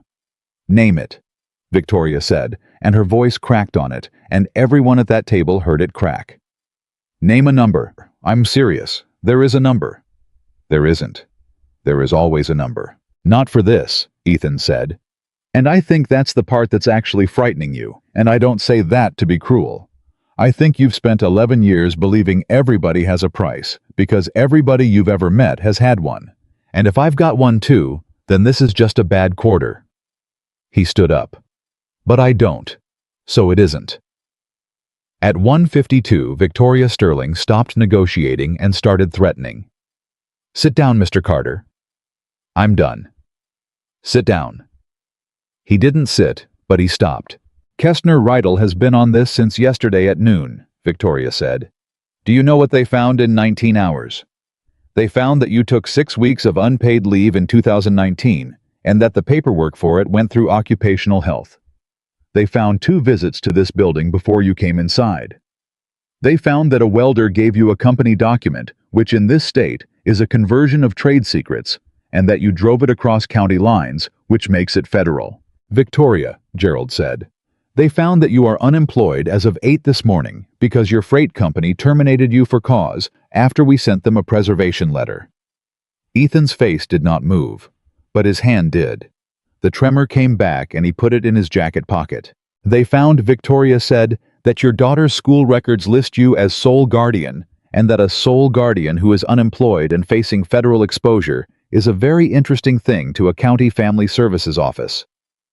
Maya Reynolds stood up so fast her chair went over. Say the next word. I didn't say anything.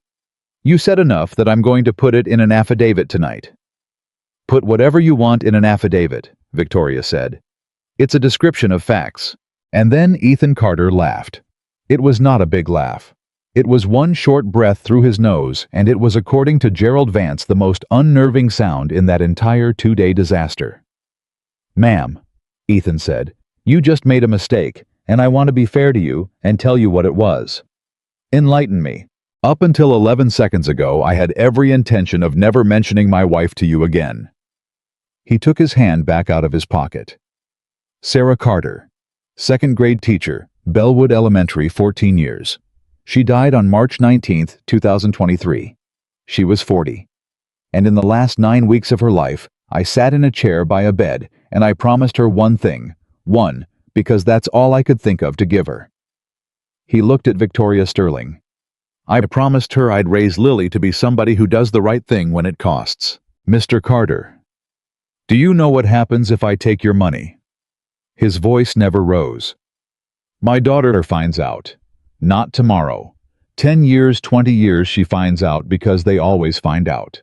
And then everything I ever told her about her mother becomes a story, a man told to make himself feel better. He picked up his backpack. You threatened me with family services. Ma'am, I've already lost the thing you can't threaten me with. There's nothing left on the shelf. He walked to the door. At 1:59, with his hand on the handle, Ethan Carter turned around. One more thing and then I'm gone. Say it. You keep asking everybody in this building whether you knew, he said. I've heard it 3 times through 3 different people since yesterday. Did Victoria know? Did Victoria know? He looked at her. Ma'am, I don't have to prove you knew. Then you don't have a case. I have to prove you didn't want to. Victoria went still. March 4th, Ethan said. Financing call. 11 participants. Your compliance system flags every call attached to a financing matter and holds it past the 90-day window. He watched her face. Marcus Hale gave a proffer this morning at 8:15. He described that call under penalty. And at 9:45, a federal preservation order went to your IT vendor for the audio. That's not possible. It's already done. Gerald Vance said in a completely different voice. Victoria, what's on the call? She didn't answer. Victoria. I said what I always say, she said. I said I didn't want anything in the package that gave Northbridge a reason to blink. I was talking about the presentation deck. That's not what Marcus proffered, Ethan said. Then Marcus is lying to save himself. Maybe he is. That's what the audio's for. At 2:06. Maya Reynolds pulled a single sheet out of her bag and set it in the middle of the table and did not slide it toward anybody. Ms. Sterling, that's a transcript excerpt. 41 seconds of a call your company recorded, retained, and produced under order this morning at 11:15. Your outside counsel already has it. I'd genuinely have expected somebody to walk it in here by now. Gerald reached for it. Victoria said, "Don't." He read it anyway. Gerald Vance read 41 seconds of a phone call from 4 months earlier, and then he set the page down and took his glasses off and put them on the table and rubbed both eyes with the heels of his hands, and he said, "Oh, Victoria." Gerald. Oh, Victoria. At 2:08, Ethan Carter said the thing that ended it. Marcus Hale told you there was a problem with the criticals, he said. Not in writing, on that call. He said, quote, We've got a count issue on the criticals, and it's going to be ugly for the package. Ethan's voice was very quiet. And you said, quote, Marcus, I don't want to know. Get it where it needs to be, and I don't want to know. The room did not make a sound. That's the whole thing, Ethan said. That's all of it. 6 words. I don't want to know. He shouldered his backpack. Ms. Sterling, I've spent 18 years reading these files, and I'll tell you something for free, because you asked me a real question earlier, and I think you deserve a real answer. It's almost never the villain. It's almost never a person who wants people hurt. It's a person who has one bad afternoon and decides that not knowing is the same as not doing. Victoria Sterling looked at the table. 1,200 people, Ethan said. August 4th. And Ray downstairs has a boy on the list. He opened the door. Mr. Carter. He stopped. Victoria didn't look up. Was it 9 criticals? She said. Or was it 14 findings? I've heard both and I don't actually know which.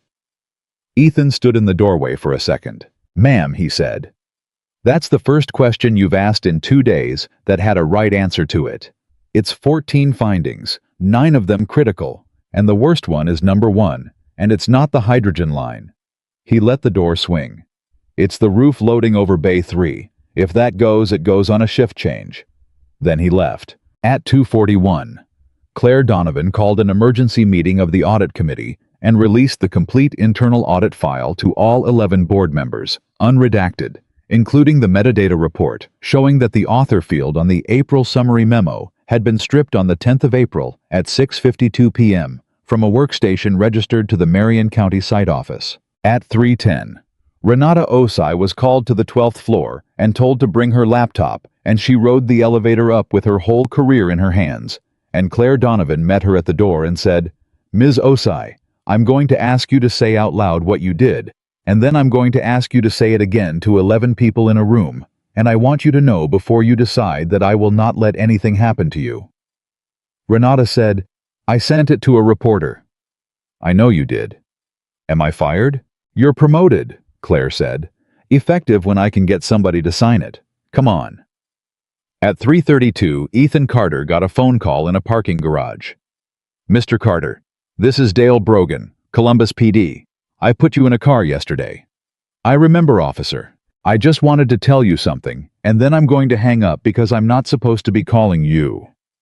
Brogan cleared his throat. My sergeant pulled the body cam and the lobby footage for the report. And there's a piece at the end that nobody's seen because the phones on the balcony were all pointed at you. Okay.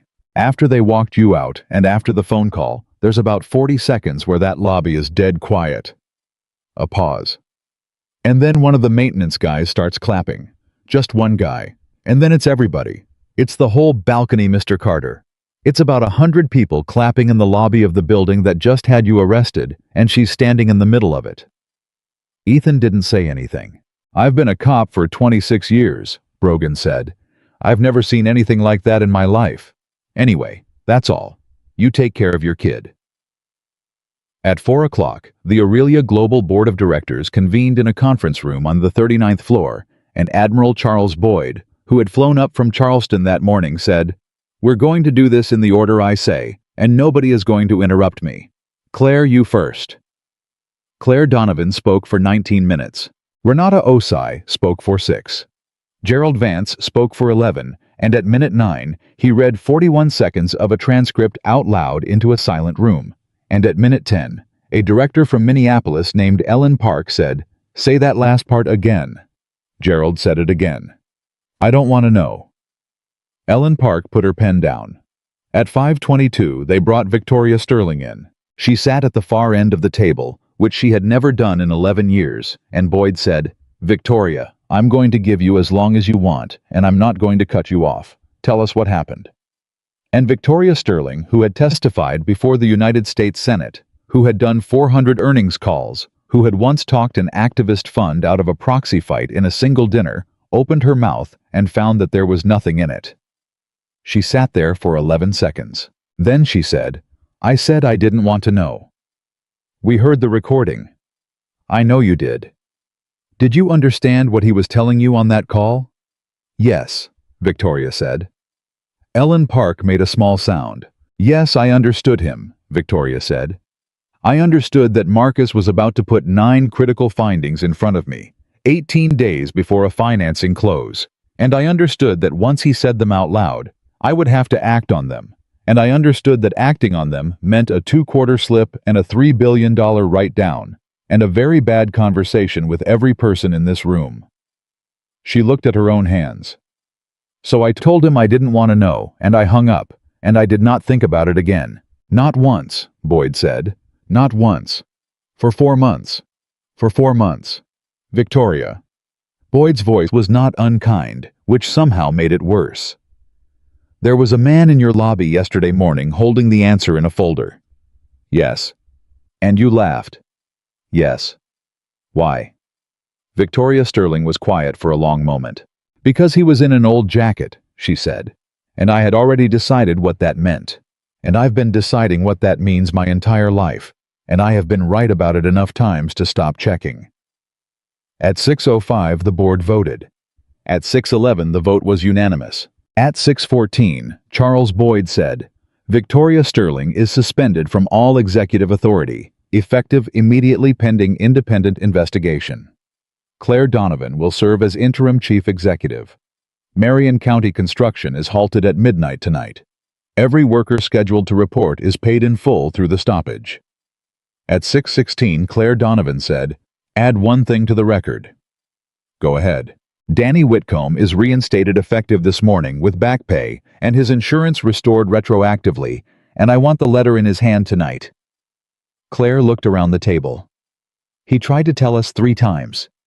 3. We had 4 separate chances to hear this from an employee for free, and it cost us nothing to listen, and we moved him to nights instead. I want that in the minutes. At 6:40 in a kitchen in Bellwood, Ohio, a phone rang, and Lily Carter grabbed it before her father could. Carter residence. Ethan reached for it. Lily. It's a lady. She says her name is Claire. He took the phone. This is Ethan. Mr. Carter, my name is Claire Donovan. As of about 20 minutes ago, I'm the interim chief executive of Aurelia Global. A breath. The site stopped. Midnight. Everybody's paid. Ethan put his hand on the counter. Mr. Carter, I'm here. I wanted you to hear it from a person and not a press release. Thank you. And I wanted to say one thing that isn't corporate. Her voice changed. I signed that certification in April. My name is on the false filing. Nobody made me. I was busy and I trusted a memo and I didn't open the file underneath it, and I've been telling myself for 2 days that being fooled is different from being at fault. A pause. It isn't. And I know that because I watched a man who doesn't even work for us drive 2 hours to open the file we had on our own server. Ethan didn't answer for a second. Ms. Donovan. Yes. Danny Whitcomb. Reinstated this morning with back pay. The letters being hand-delivered tonight. Ethan closed his eyes and for the first time in 2 days let out a breath all the way to the bottom. Then we're square, he said. At 7:15, Victoria Sterling walked out of the 39th floor and rode the elevator down alone. The lobby was almost empty. Almost. Ray Delgado was at the security podium, where he had been at that hour for 19 years, and he looked up when the doors opened, and Victoria stopped 6 feet from him with her badge in her hand, because there was a procedure for this, and she had written it herself. Ray. Ms. Sterling. She held out the badge. Ray took it and set it in the tray, and did not say anything unkind, and did not say anything kind either, and that was worse than both. Victoria got almost to the revolving door. Then she turned around. Mr. Delgado. Ma'am. Your son. Ray's hand stopped moving. What's his name? Marcus, Ray said. Marcus Delgado. He's 23. He was supposed to report August 4th to Bay 3. Victoria Sterling stood in the middle of a marble lobby where 33 hours earlier she had laughed at a man in an old canvas jacket, and she said, Bay 3. Yes, ma'am. That's the roof loading. I don't know about any of that, ma'am, Ray said. I just know he was going to be under it. At 7:22 that night, Victoria Sterling stood in her own lobby with her badge already in a plastic tray and could not make her feet move toward the door. He was going to be under it, she repeated. Yes, ma'am. Ray, does he know your son? He knows the job stopped. He doesn't know why. Ray straightened a stack of visitor stickers that did not need straightening. He called me at 6:30. He was worried about the paycheck. That's what he asked me. Not is it dangerous. He asked if he was still getting paid in August. Victoria's throat worked. He's getting paid. I know, the lady told me. Ray finally looked up at her. Ms. Sterling, can I say something and not get written up for it? There's nobody left to write you up. You walked past me twice a day for 11 years, Ray said. Twice a day, 1,900 times, maybe more. And yesterday morning you asked Preston why your lobby was a waiting room. He shrugged one shoulder. It's not a lobby, ma'am. It's where I work. Victoria Sterling walked out of the building she had built into a $90 billion company, and nobody held the door. At 8:40 that night, in a driveway in Marion, Ohio, a Aurelia Global Human Resources Director, who had been driving for an hour and 15 minutes, knocked on a screen door and handed an envelope to a 58-year-old welder in a Cincinnati Reds t-shirt. Danny Whitcomb read it standing up under the porch light. He read it twice. Then he said, "This says back pay." "Yes, sir." Since March.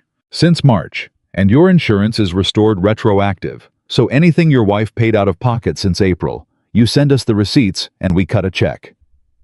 Danny put his hand over his mouth. Sir, give me a second.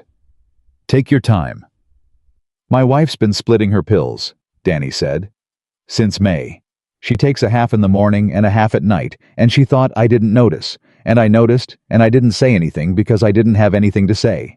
The HR director, who was 34 years old and had been dreading this drive, the entire way from Columbus, stood on a stranger's porch and did not have a single thing in his training that covered it.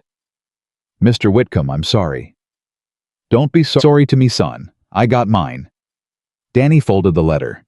You go be sorry to whoever's next. At 11:58, the night foreman at the Marion County site walked out to the trailer with a printed order in his hand and told 210 men and women on the graveyard shift to shut it down and go home with full pay. At midnight, the horns went off, and the crane stopped, and the site went dark for the first time in 14 months. A 23-year-old ironworker named Marcus Delgado, who was not scheduled to start until August 4th, but had come out to walk the floor with his uncle, stood in the parking lot and said, "Dad's gonna lose it. He hates when they change the start date." Nobody told him anything that night. At 6:15 the next morning, Victoria Sterling did the last thing anyone advised her to do. She held a press conference. She held it in a hotel ballroom. She paid for herself with a lawyer. She hired herself because Gerald Vance had stopped taking her calls at 11 the night before, on the instruction of the audit committee.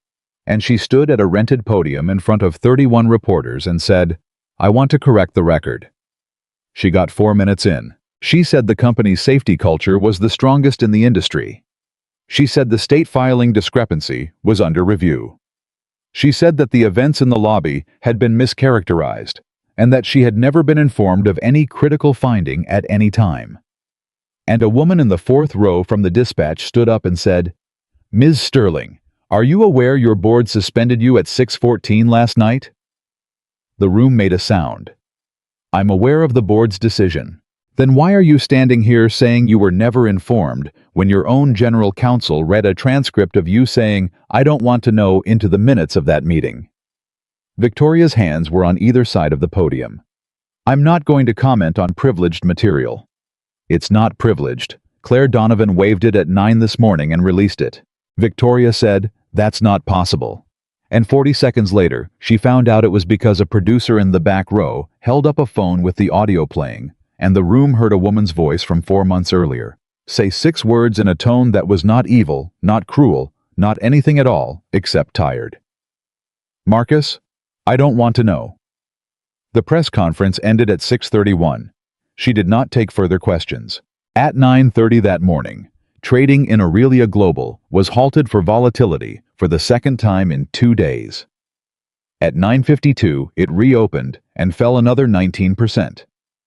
By the closing bell, the company had lost $31 billion in market value in 48 hours, and every business network in America ran the same 81 seconds of footage above the same crawl, and not one of them led with the stock. They all led with the laugh.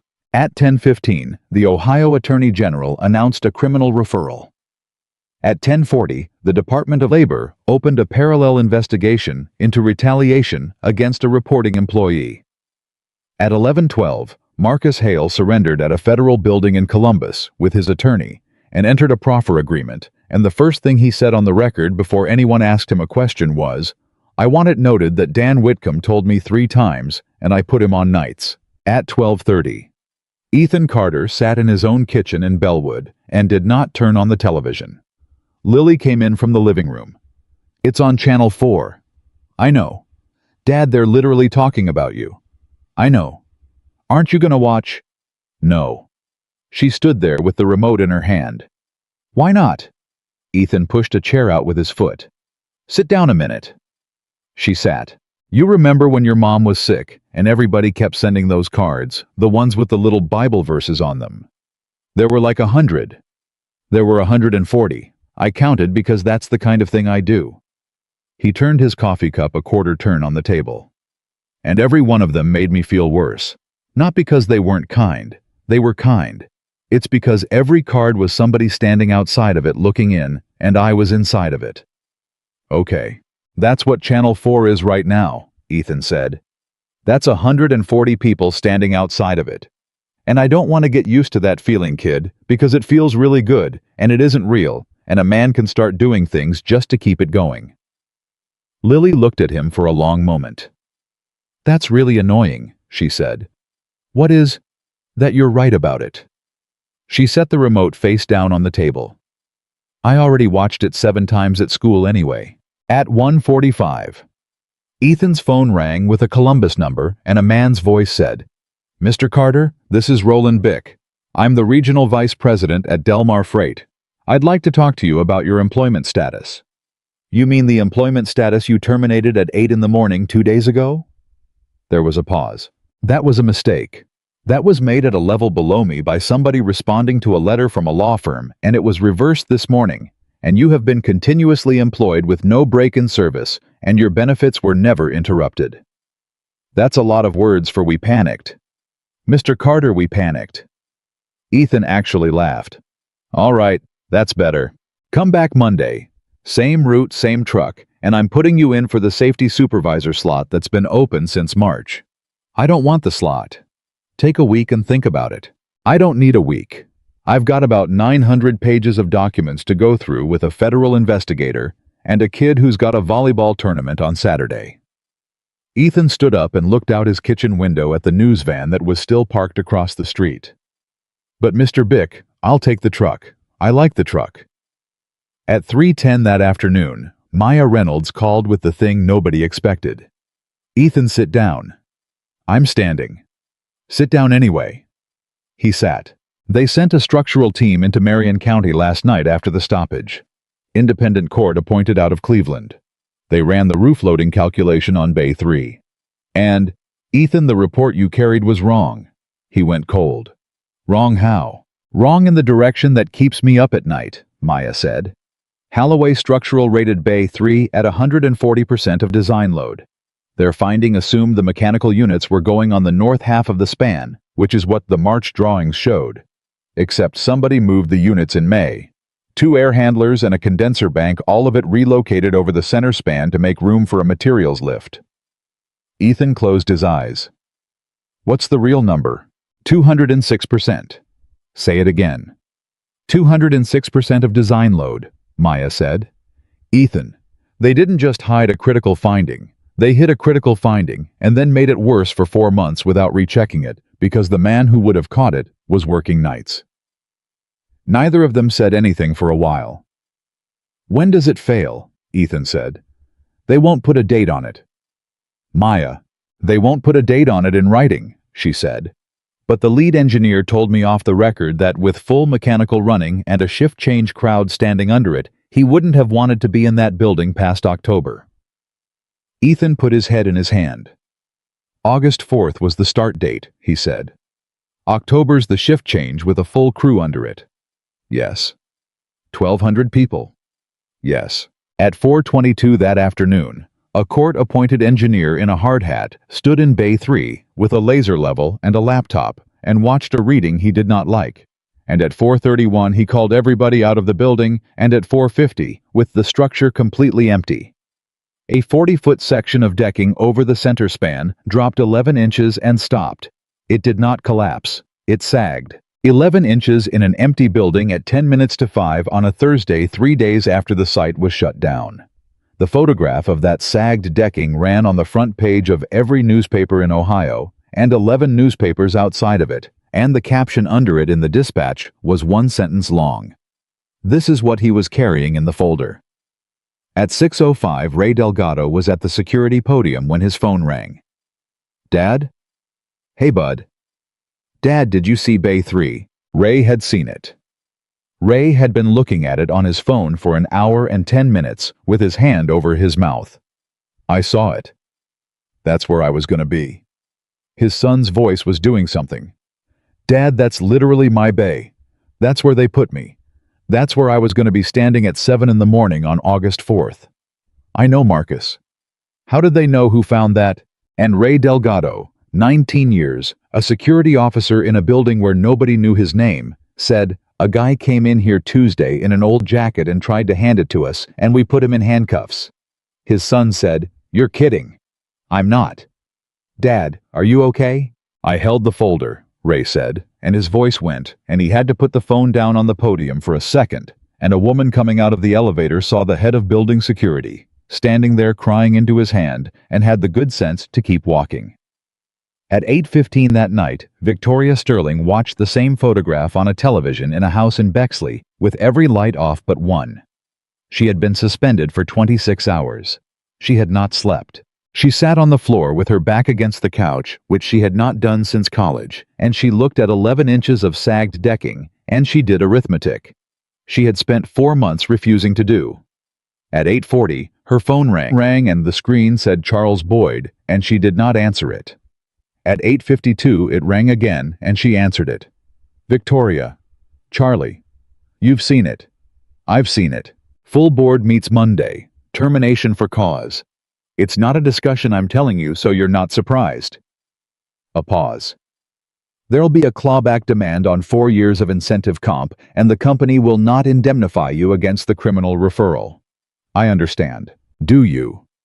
Boyd's voice for the first time had something in it besides granite. "Victoria, I've known you since you were 36 years old. I put you in that chair. Ellen Park wanted the man from Honeywell, and I told her she was wrong, and I was right for 9 years. Charlie. 11 inches, Boyd said. That's what I keep looking at. 11 inches in an empty building. I know. You had it in your lobby, in a folder, Tuesday morning. Charlie, I know. Then help me understand it. Not as a director, as a man who vouched for you for a decade. He waited. Why did you laugh? Victoria Sterling was quiet for 11 seconds. Then she said, because my father wore that jacket. Boyd said nothing. 1986, she said. Sterling Fabrication, 400 employees, Youngstown. He built brackets and stampings for the automotive supply chain, and he wore a canvas jacket with his name over the pocket, and he came home smelling like cutting oil, and he thought that meant something. Her voice was very flat. In '94, he lost the Ford contract. He sat at our kitchen table with a folder in his hands, Charlie. A folder. And he drove to Detroit 3 times to hand it to somebody, and they wouldn't take a meeting with a man in a canvas jacket, and the 4th time he didn't come home until 2 in the morning, and my mother found him in the truck in the driveway with the folder still on the seat next to him. Victoria.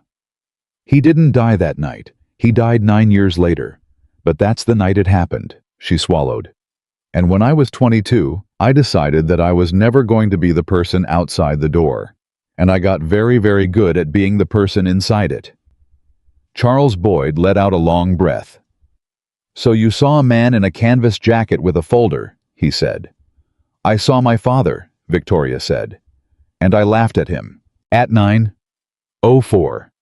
The next morning, a Friday, Claire Donovan announced the Aurelia Worker Protection Fund seeded at $400 million, with every worker scheduled on the Marion County site, through the stoppage paid in full.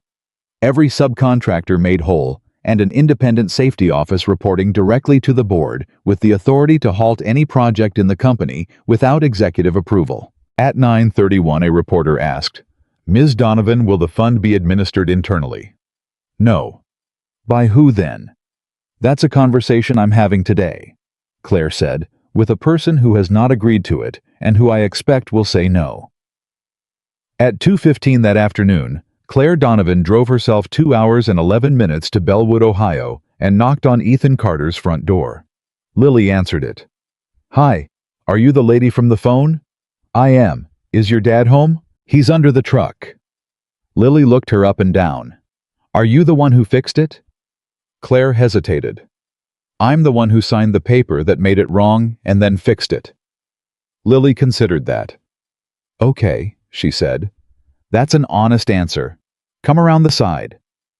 Ethan slid out from under the truck on a creeper with grease to his elbows and did not get up. "Ms. Donovan." "Mr. Carter." "You drove 2 hours to ask me something I'm going to say no to." "I did." "Then ask it standing up so you can leave fast." Claire almost smiled. "I want you to run the fund." "No." $400 million. Independent office. You report to the board, and the board can't fire you without a supermajority and a public filing explaining why. "No." You'd have subpoena authority through our federal counterparty agreements on any Aurelia site in the country. "Ms. Donovan, you'd have the ability to stop a job." Claire took one step closer. "Any job. Any site. 22,000 people work for this company, Mr. Carter, and right now, not one of them has anybody to call." Ethan wiped his hands on a rag for a long time. "Why me?" "Because you're the only person I've met in 9 years who said no to $11 million. That's a bad reason." "It's the only reason that's ever mattered," Claire said. "Anybody can read a report.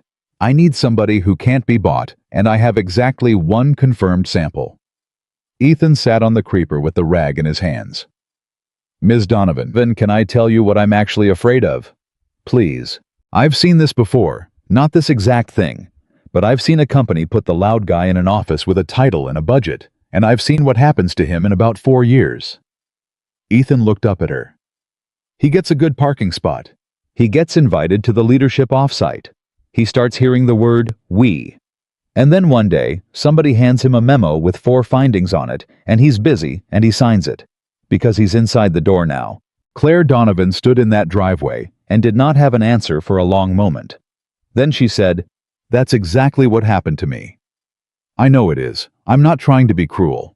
"You're not being cruel. You're being accurate, and it's worse." She set her bag down on the hood. "So build it so that can't happen. Write the charter yourself. Put in whatever you want. Put in a rule that says the director serves 5 years, and then he's out, no extension, no exceptions, so nobody ever gets comfortable. Put in a rule that says the director doesn't attend leadership offsites. Put in a rule that says his salary is capped at the median of the workers he covers." Ethan looked up.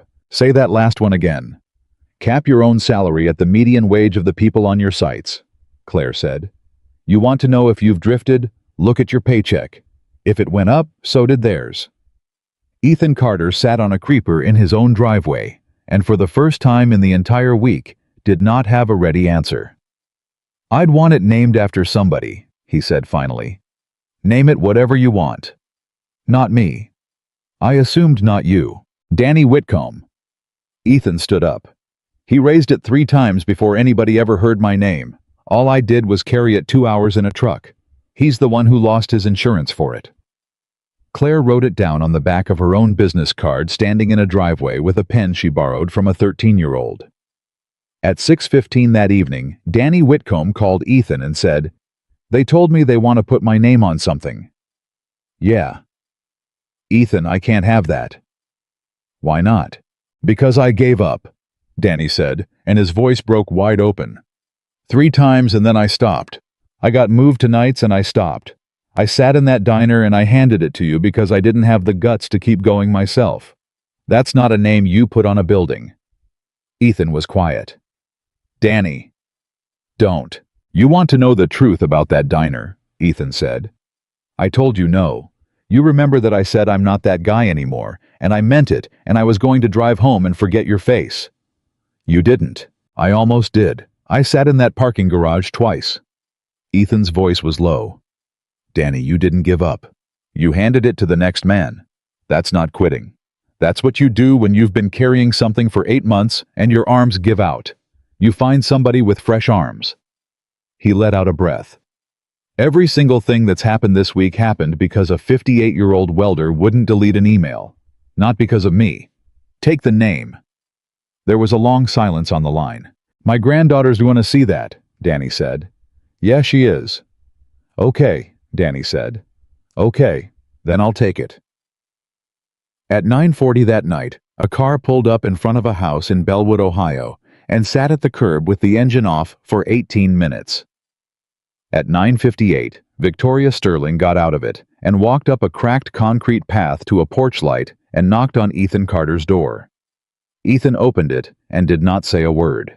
I'm not here to negotiate, Victoria said. There's no lawyer, there's no recording. I'll stand out here. Ms. Sterling, it's 10 o'clock at night and my daughter's asleep. I know. I waited until I thought she would be. Ethan stood in his own doorway for a moment.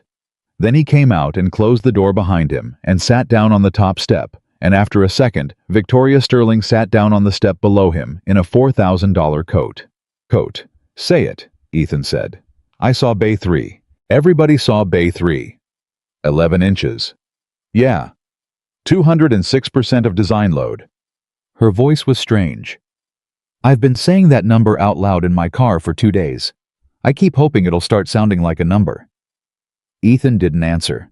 I'm going to be indicted, Victoria said. Probably in 6 weeks. My attorneys say a false filing charge is likely and a conspiracy charge is possible, and the clawback will take about 60% of what I have, and I'll still have more money than anyone needs, which I'm told should be a comfort. Is it? No. Then why are you telling me? Victoria Sterling looked out at a dark street in a town she had never heard of before Tuesday. Because I need to ask you something, and there is not one other person alive who can answer it. Ask. When you walked into my lobby. She turned her head. Did you know I'd have you arrested? Ethan was quiet for a while. I thought there was a decent chance. You put your own hands behind your back. Yeah. Why? Because if they had to grab me, it becomes a story about a guy resisting, Ethan said. And if I do it myself, it stays a story about a folder. Victoria let out something that was not quite a laugh. You planned it. I planned that part. I didn't plan you. What does that mean? It means I figured somebody would take the folder eventually, Ethan said. I figured worst case they arrest me and some middle manager gets nervous over the weekend and calls a lawyer and it takes 6 months. I never once figured on the CEO coming down to the lobby herself. He looked at her. You didn't have to come downstairs, ma'am. You could have stayed on 41, and none of this happens the way it happened. You'd probably still have your job. Victoria Sterling sat on a stranger's steps and absorbed that. I came down because I was annoyed, she said. I know. 11 years, $90 billion, and it came apart because I was annoyed on a Tuesday. That's usually how it goes, Ethan said. Nobody's ever ruined by the big decision. They see that one coming. Victoria put her hands together in her lap. My father wore a jacket like yours. Ethan turned his head. Sterling Fabrication, Youngstown. He drove to Detroit 3 times with a folder, and nobody would take the meeting. She said it evenly, like a woman reading a filing. I told Charles Boyd about it on the phone last night, and it's the first time I've said it out loud in 30 years. What happened to him? He lost the contract, then the company, then 9 years later everything else. She looked at her hands. Mr. Carter, when you walked into my lobby, I did not see a nuisance. I want to be honest with you, because I've been dishonest with everyone else for 2 days. I saw my father. And something in me had to make it small immediately before it got any bigger. Ethan Carter sat on his own porch steps at 10:15 at night, next to a woman who had put him in handcuffs, and for a long moment he didn't say anything at all. Then he said, Ms. Sterling, can I tell you what I think, or would you rather I just be polite? Tell me. I think your father would have taken the folder, Ethan said. Victoria Sterling put her hand over her mouth and sat very still. I think a man who drove to Detroit 3 times knows exactly what it costs to drive to Detroit 3 times, Ethan said. And I think he'd have taken it out of your hand in the lobby and read it standing up. That's what I think. And I know that's the worst thing anybody said to you all week, and I'm sorry, but you asked me on my own porch at 10 o'clock at night. She didn't answer for almost a full minute. Then she stood up and straightened her coat and got her keys out of her pocket. Mr. Carter. Ma'am. For what it's worth, and I understand it's worth very little. She was not able to look at him for this part. Marcus Delgado, Ray's son. Bay 3 August 4th, 7 a.m. shift start. I have his name written on a card in my wallet, and I intend to keep it there. Ethan nodded once. That's worth something, he said. Victoria Sterling walked down a cracked concrete path to a car she would not be able to keep and drove out of Bellwood, Ohio. And Ethan Carter sat on his steps for another 20 minutes in the dark before he went inside. When he came in, the light was on in the hallway. Lily was sitting on the 3rd stair from the bottom in her pajamas, with her arms around her knees. Was that her? You were supposed to be asleep. Dad. Was that her? Yeah. What did she want? Ethan locked the door and stood there with his hand on it. She wanted somebody to tell her she's not the worst person in the world, he said. Is she? No, Ethan said. That's the part nobody's going to want to hear, kid. She's not a monster. She's just a person who got so far up in the air that she stopped being able to see anybody standing on the ground. He turned off the porch light. And that's how it always happens.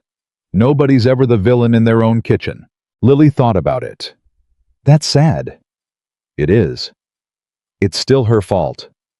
Ethan looked at his daughter sitting on the stairs at 10:40 at night, 13 years old, arms around her knees, absolutely certain. Yeah, he said. It's still her fault.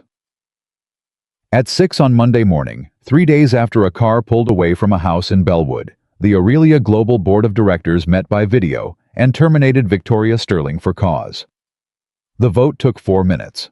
Charles Boyd read the resolution himself because he said it wasn't right to hand it to somebody else, and when he finished, Ellen Park said, "Charlie, do you want a minute?"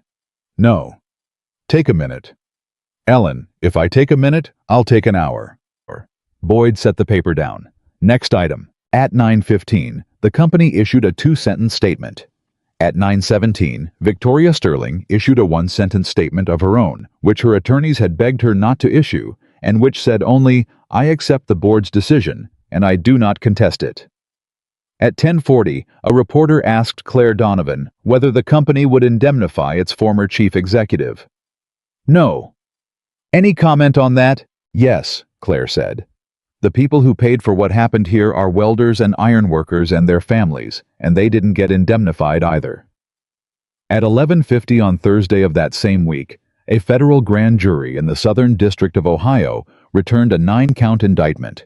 Marcus Hale, 5 counts. 2 operations managers, 3 counts each. Victoria Sterling, 4 counts, including one that carried a statutory maximum of 20 years. At 12:20, Ethan Carter was under a truck at a freight yard in Bellwood when his phone buzzed on his chest, and he read the alert lying flat on his back on a creeper with a wrench in his hand, and he didn't feel anything he expected to feel. He called Maya. "You see it?" "I saw it." 4 counts. 4 counts. "Maya, I'm going to say something and you're going to think I've lost my mind." "Go ahead." "I don't want her to go to prison." There was a long pause on the line. "Ethan." "I'm not saying she shouldn't. I'm saying I don't want it." He sat up on the creeper.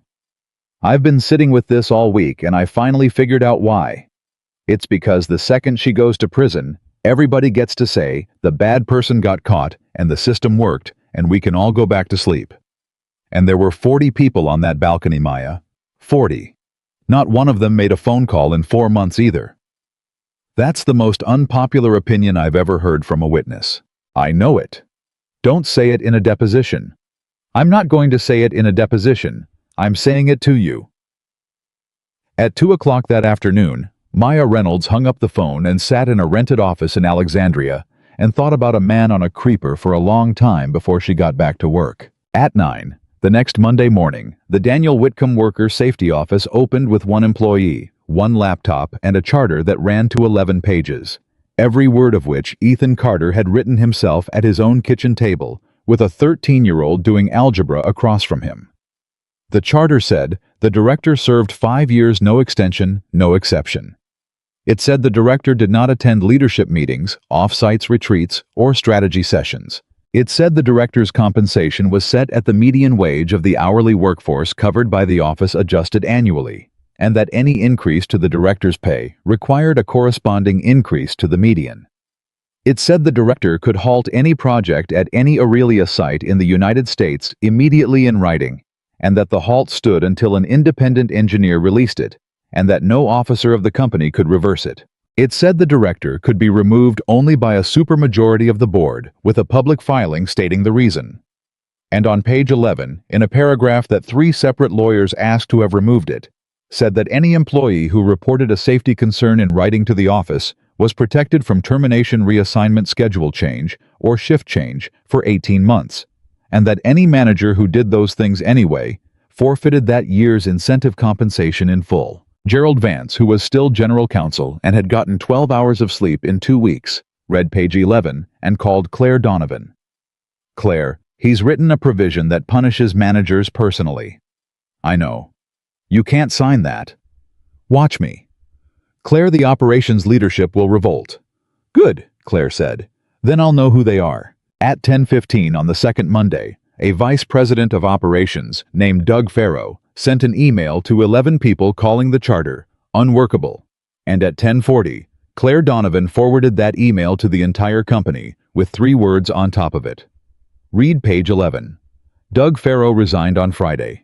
Nobody replaced him. At 7:10 on the morning of August 4th, the date that had been circled in the mind of every person in this story for 2 months, Ray Delgado's son reported to the Marion County site.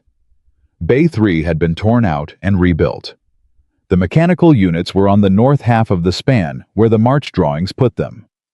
There was a new independent inspector on site who did not report to the site director and could not be moved to nights. Marcus Delgado clocked in at 7:10 and stood in a bay that had sagged 11 inches in an empty building and looked up at it for a while. Then he went to work. At noon, he called his father on his lunch break. "Dad, you all right?" "Yeah, it's fine. It's normal." A pause. "Dad, is that guy ever gonna come out here?" "What guy?" "The folder guy." Ray Delgado stood at a security podium on a marble floor and said, "I'll ask him." At 2:30 that afternoon, Ethan Carter got a phone call from a security officer he had met exactly twice. "Mr. Carter, this is Ray Delgado." "Ray. My son wants to know if you'd come out to the site sometime." Ethan didn't answer right away. "Mr. Carter. Ray, can I be honest with you? I'd prefer it. I don't want to go out there and have people shake my hand," Ethan said. "I've been dodging that for 2 months. Every time somebody shakes my hand, I feel like I'm getting paid for it, and I said no to $11 million, so I'd hate to sell it for a handshake." Ray was quiet for a second. "He's not going to shake your hand," Ray said. "He's 23. He's going to say hey, and then he's going to feel weird, and then he's going to go back to work. That's the whole thing." Ethan laughed once. "All right," he said. "That I can do." At 6:15 on a Thursday in late September, the first real test came, and it did not come from Marion County. It came from a coating plant in Ashtabula that Ethan had never visited, in a division that had nothing to do with any of it, where an hourly operator named Terrence Wills sent a 2-paragraph email to the office at 11 at night, describing a ventilation system that had been running with 2 of 6 extractors offline since June. Ethan read it at 6:15 the next morning and drove 3 hours. At 10:40, he stood in a plant manager's office with a printout in his hand. "How long have the extractors been down?" "They're not down, they're derated." "Mr. Kessler, I'm going to ask you again, and I want you to hear that I'm asking you kindly. How long have 2 of the 6 been offline?" The plant manager, whose name was Bill Kessler, and who had run that plant for 16 years, sat back in his chair. "You want to know what I think?" "Sure." "I think a guy got his picture in the paper, and now he's driving around Ohio with a clipboard." "That's fair," Ethan said. Now answer the question. Since June. Thank you. Ethan wrote it down. Air sampling. We do quarterly. When was the last one? Kessler didn't say anything.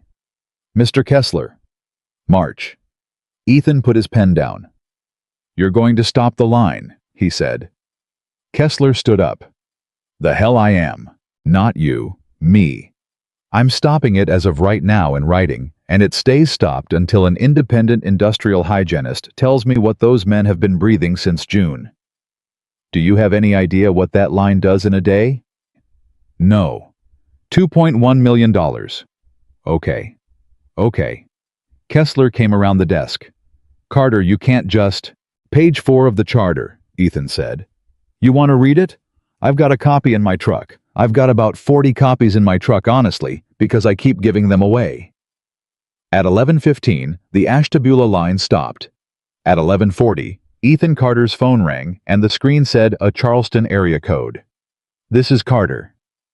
Mr. Carter, this is Charles Boyd.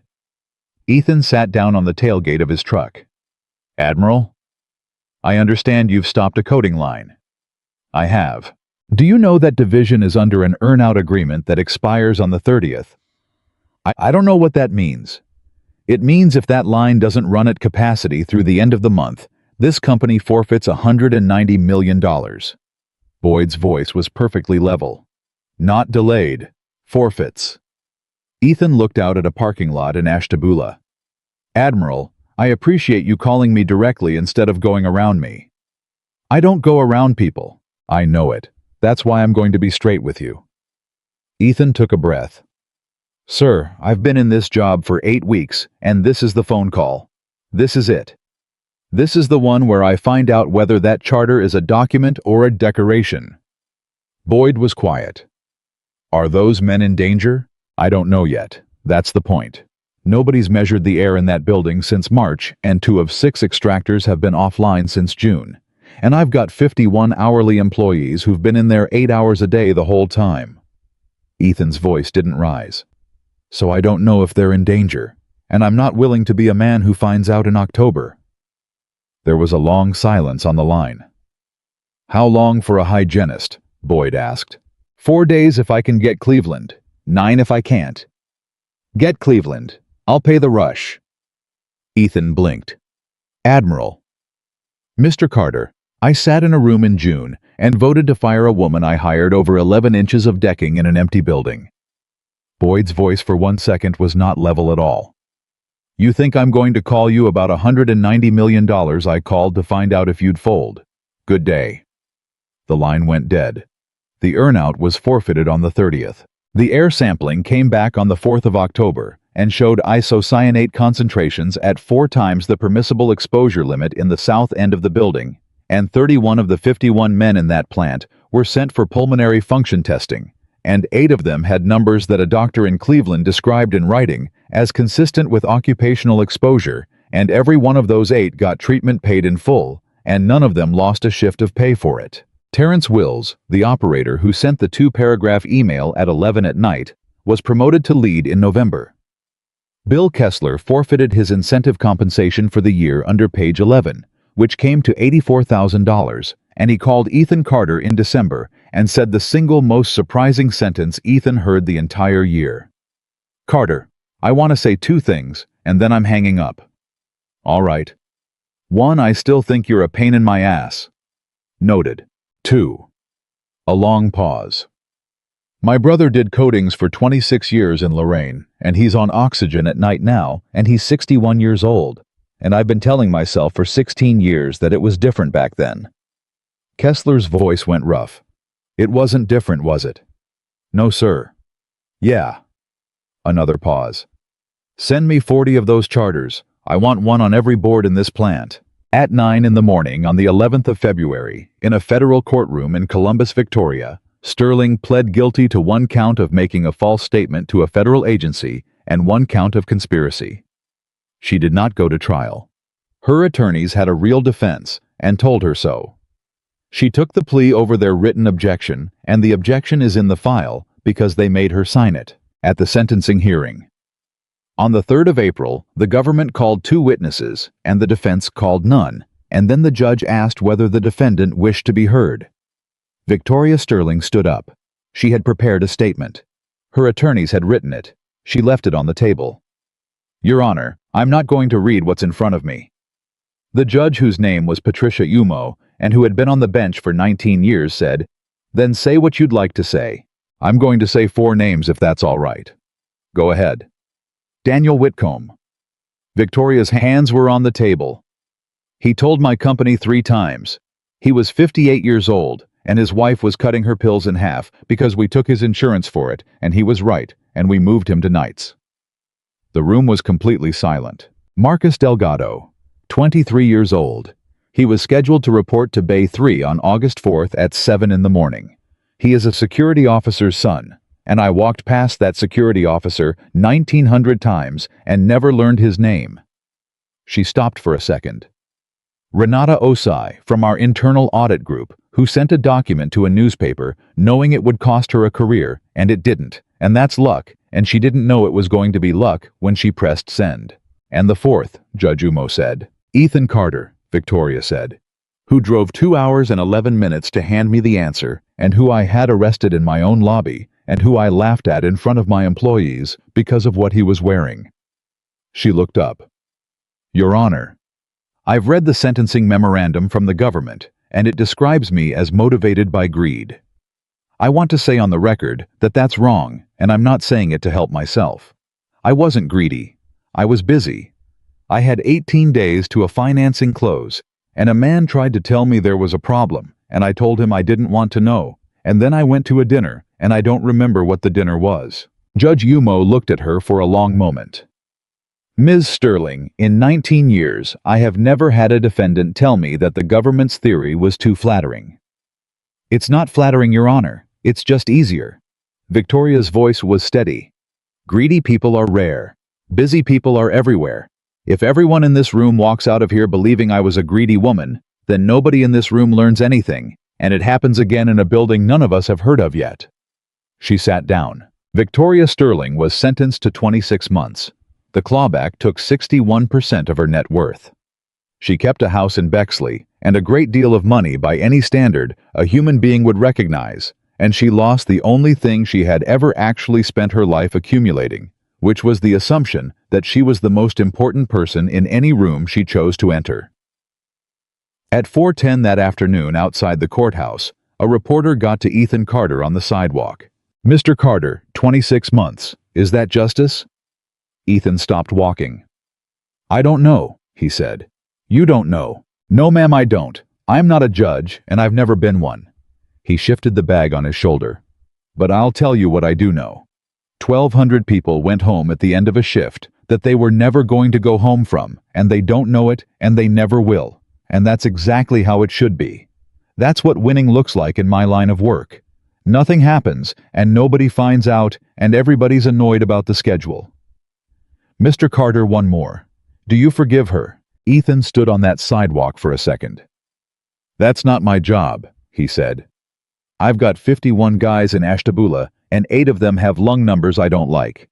Forgiveness is above my pay grade, and my pay grade is public, and it's $43,000 a year." At 11:20 on a Tuesday in June, 11 months and 1 week after the day the handcuffs went on, Ethan Carter walked into the lobby of Aurelia Global to deliver a quarterly report he was required by his own charter to hand to the board in person.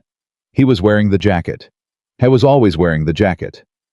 It was the only good jacket he owned, and Lily had made him get the elbow patched instead of replacing it, and she'd been right about that the way she was right about most things. Ray Delgado was not at the podium. Ray Delgado had retired in April with 19 years and 8 months, and the company had thrown him a party. He complained about for a week, and Claire Donovan had come down from the 39th floor and stood in the lobby and said his name out loud 11 times in a 4-minute speech on purpose, and Ray had cried again and been furious about it. The young man at the podium now was 24 and had been on the job for 6 weeks. He watched a man in a faded canvas jacket and resoled boots walk across a marble lobby toward the elevators, and he stood up because that was what you did. Sir, do you have an appointment?" Ethan stopped and turned around. I do. 39th floor, 1130. Can I get your name? Ethan Carter. The young guard typed it in, and then he stopped typing, and he looked at the screen, and then he looked up. He'd been 6 weeks in that building. 6 weeks was long enough. Everybody in that building told a new hire the same story in their first week, and they always told it standing right about where he was standing. Sir, he said, are you? Probably. Behind the young guard, a woman from accounts payable, who had been at Aurelia Global for 11 years and had been standing on the mezzanine on a Tuesday morning the previous July, said, That's him. Ma'am, That's him, she said again. The young guard looked back at Ethan Carter, and he did not know what to do with his hands. Sir, can I ask you something? I'm new. Go ahead. They all tell it different. The kid swallowed. Some people say you were a lawyer. Somebody told me you were a reporter. Somebody said you were an executive here and got fired. Which one's true? And the woman from accounts payable, who had been standing 40 feet up with her phone in her hand, while a man put his own wrist together behind his back, answered before Ethan could. None of them, she said. That man walked into this building with nothing, and he walked out of it carrying the truth. Ethan Carter looked at the floor for a second. Ma'am, that's very kind, he said, and it's not true either. He turned back to the kid. I was a guy with a folder. That's the whole story.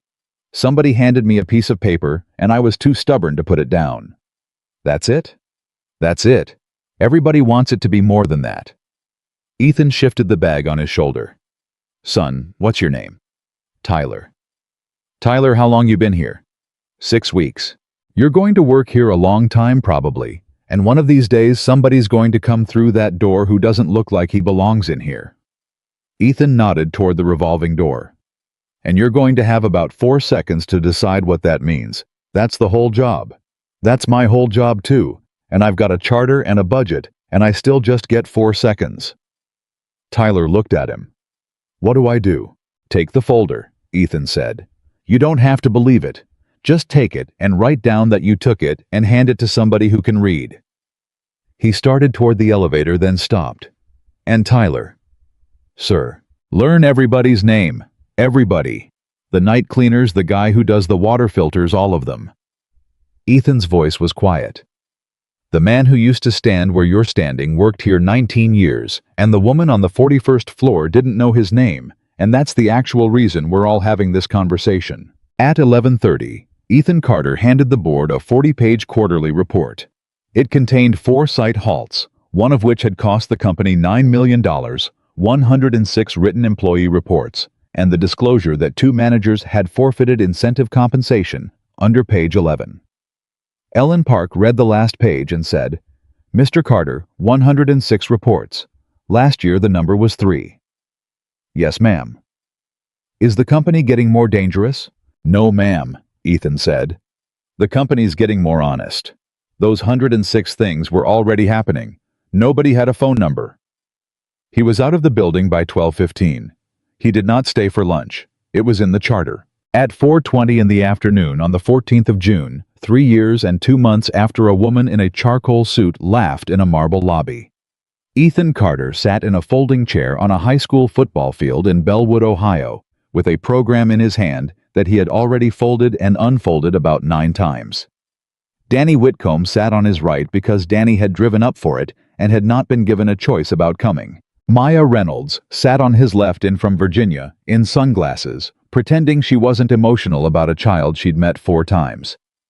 Ray Delgado sat behind them with his son Marcus, 26, now a foreman who had said hey to Ethan Carter exactly once at a job site, and then felt weird and gone back to work exactly like his father predicted.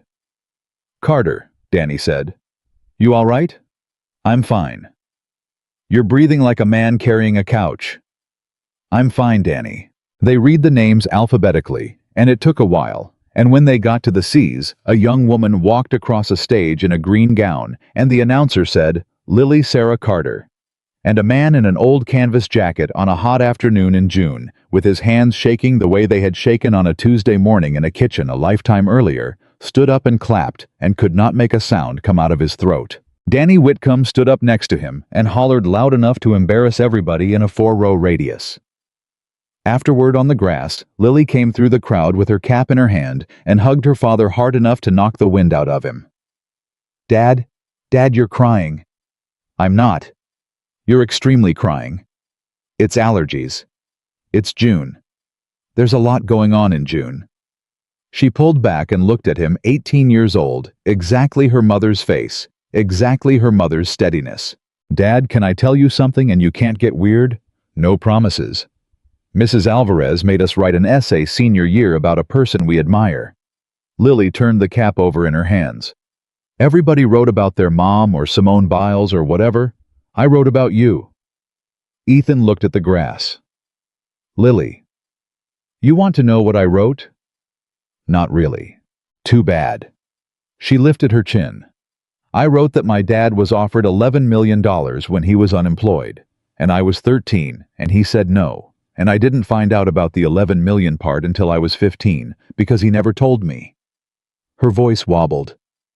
"I wrote that I used to think being brave meant not being scared, and then I watched my dad be scared in our kitchen at 5:40 in the morning and go anyway." Ethan put his hand over his eyes. "Dad." "Give me a second." "Take your time," Lily said, which is what he had said to her about 900 times. Then she said, "Mom would have been so loud today. She'd have been the loudest person on this field. It would have been humiliating. She'd have brought a sign. She'd have brought 2 signs." Lily laughed, and then she cried. And then Danny Whitcomb came over with his granddaughter, who was 11 now, and handed Lily a card with $60 in it that Ethan tried to refuse on her behalf and got overruled on immediately.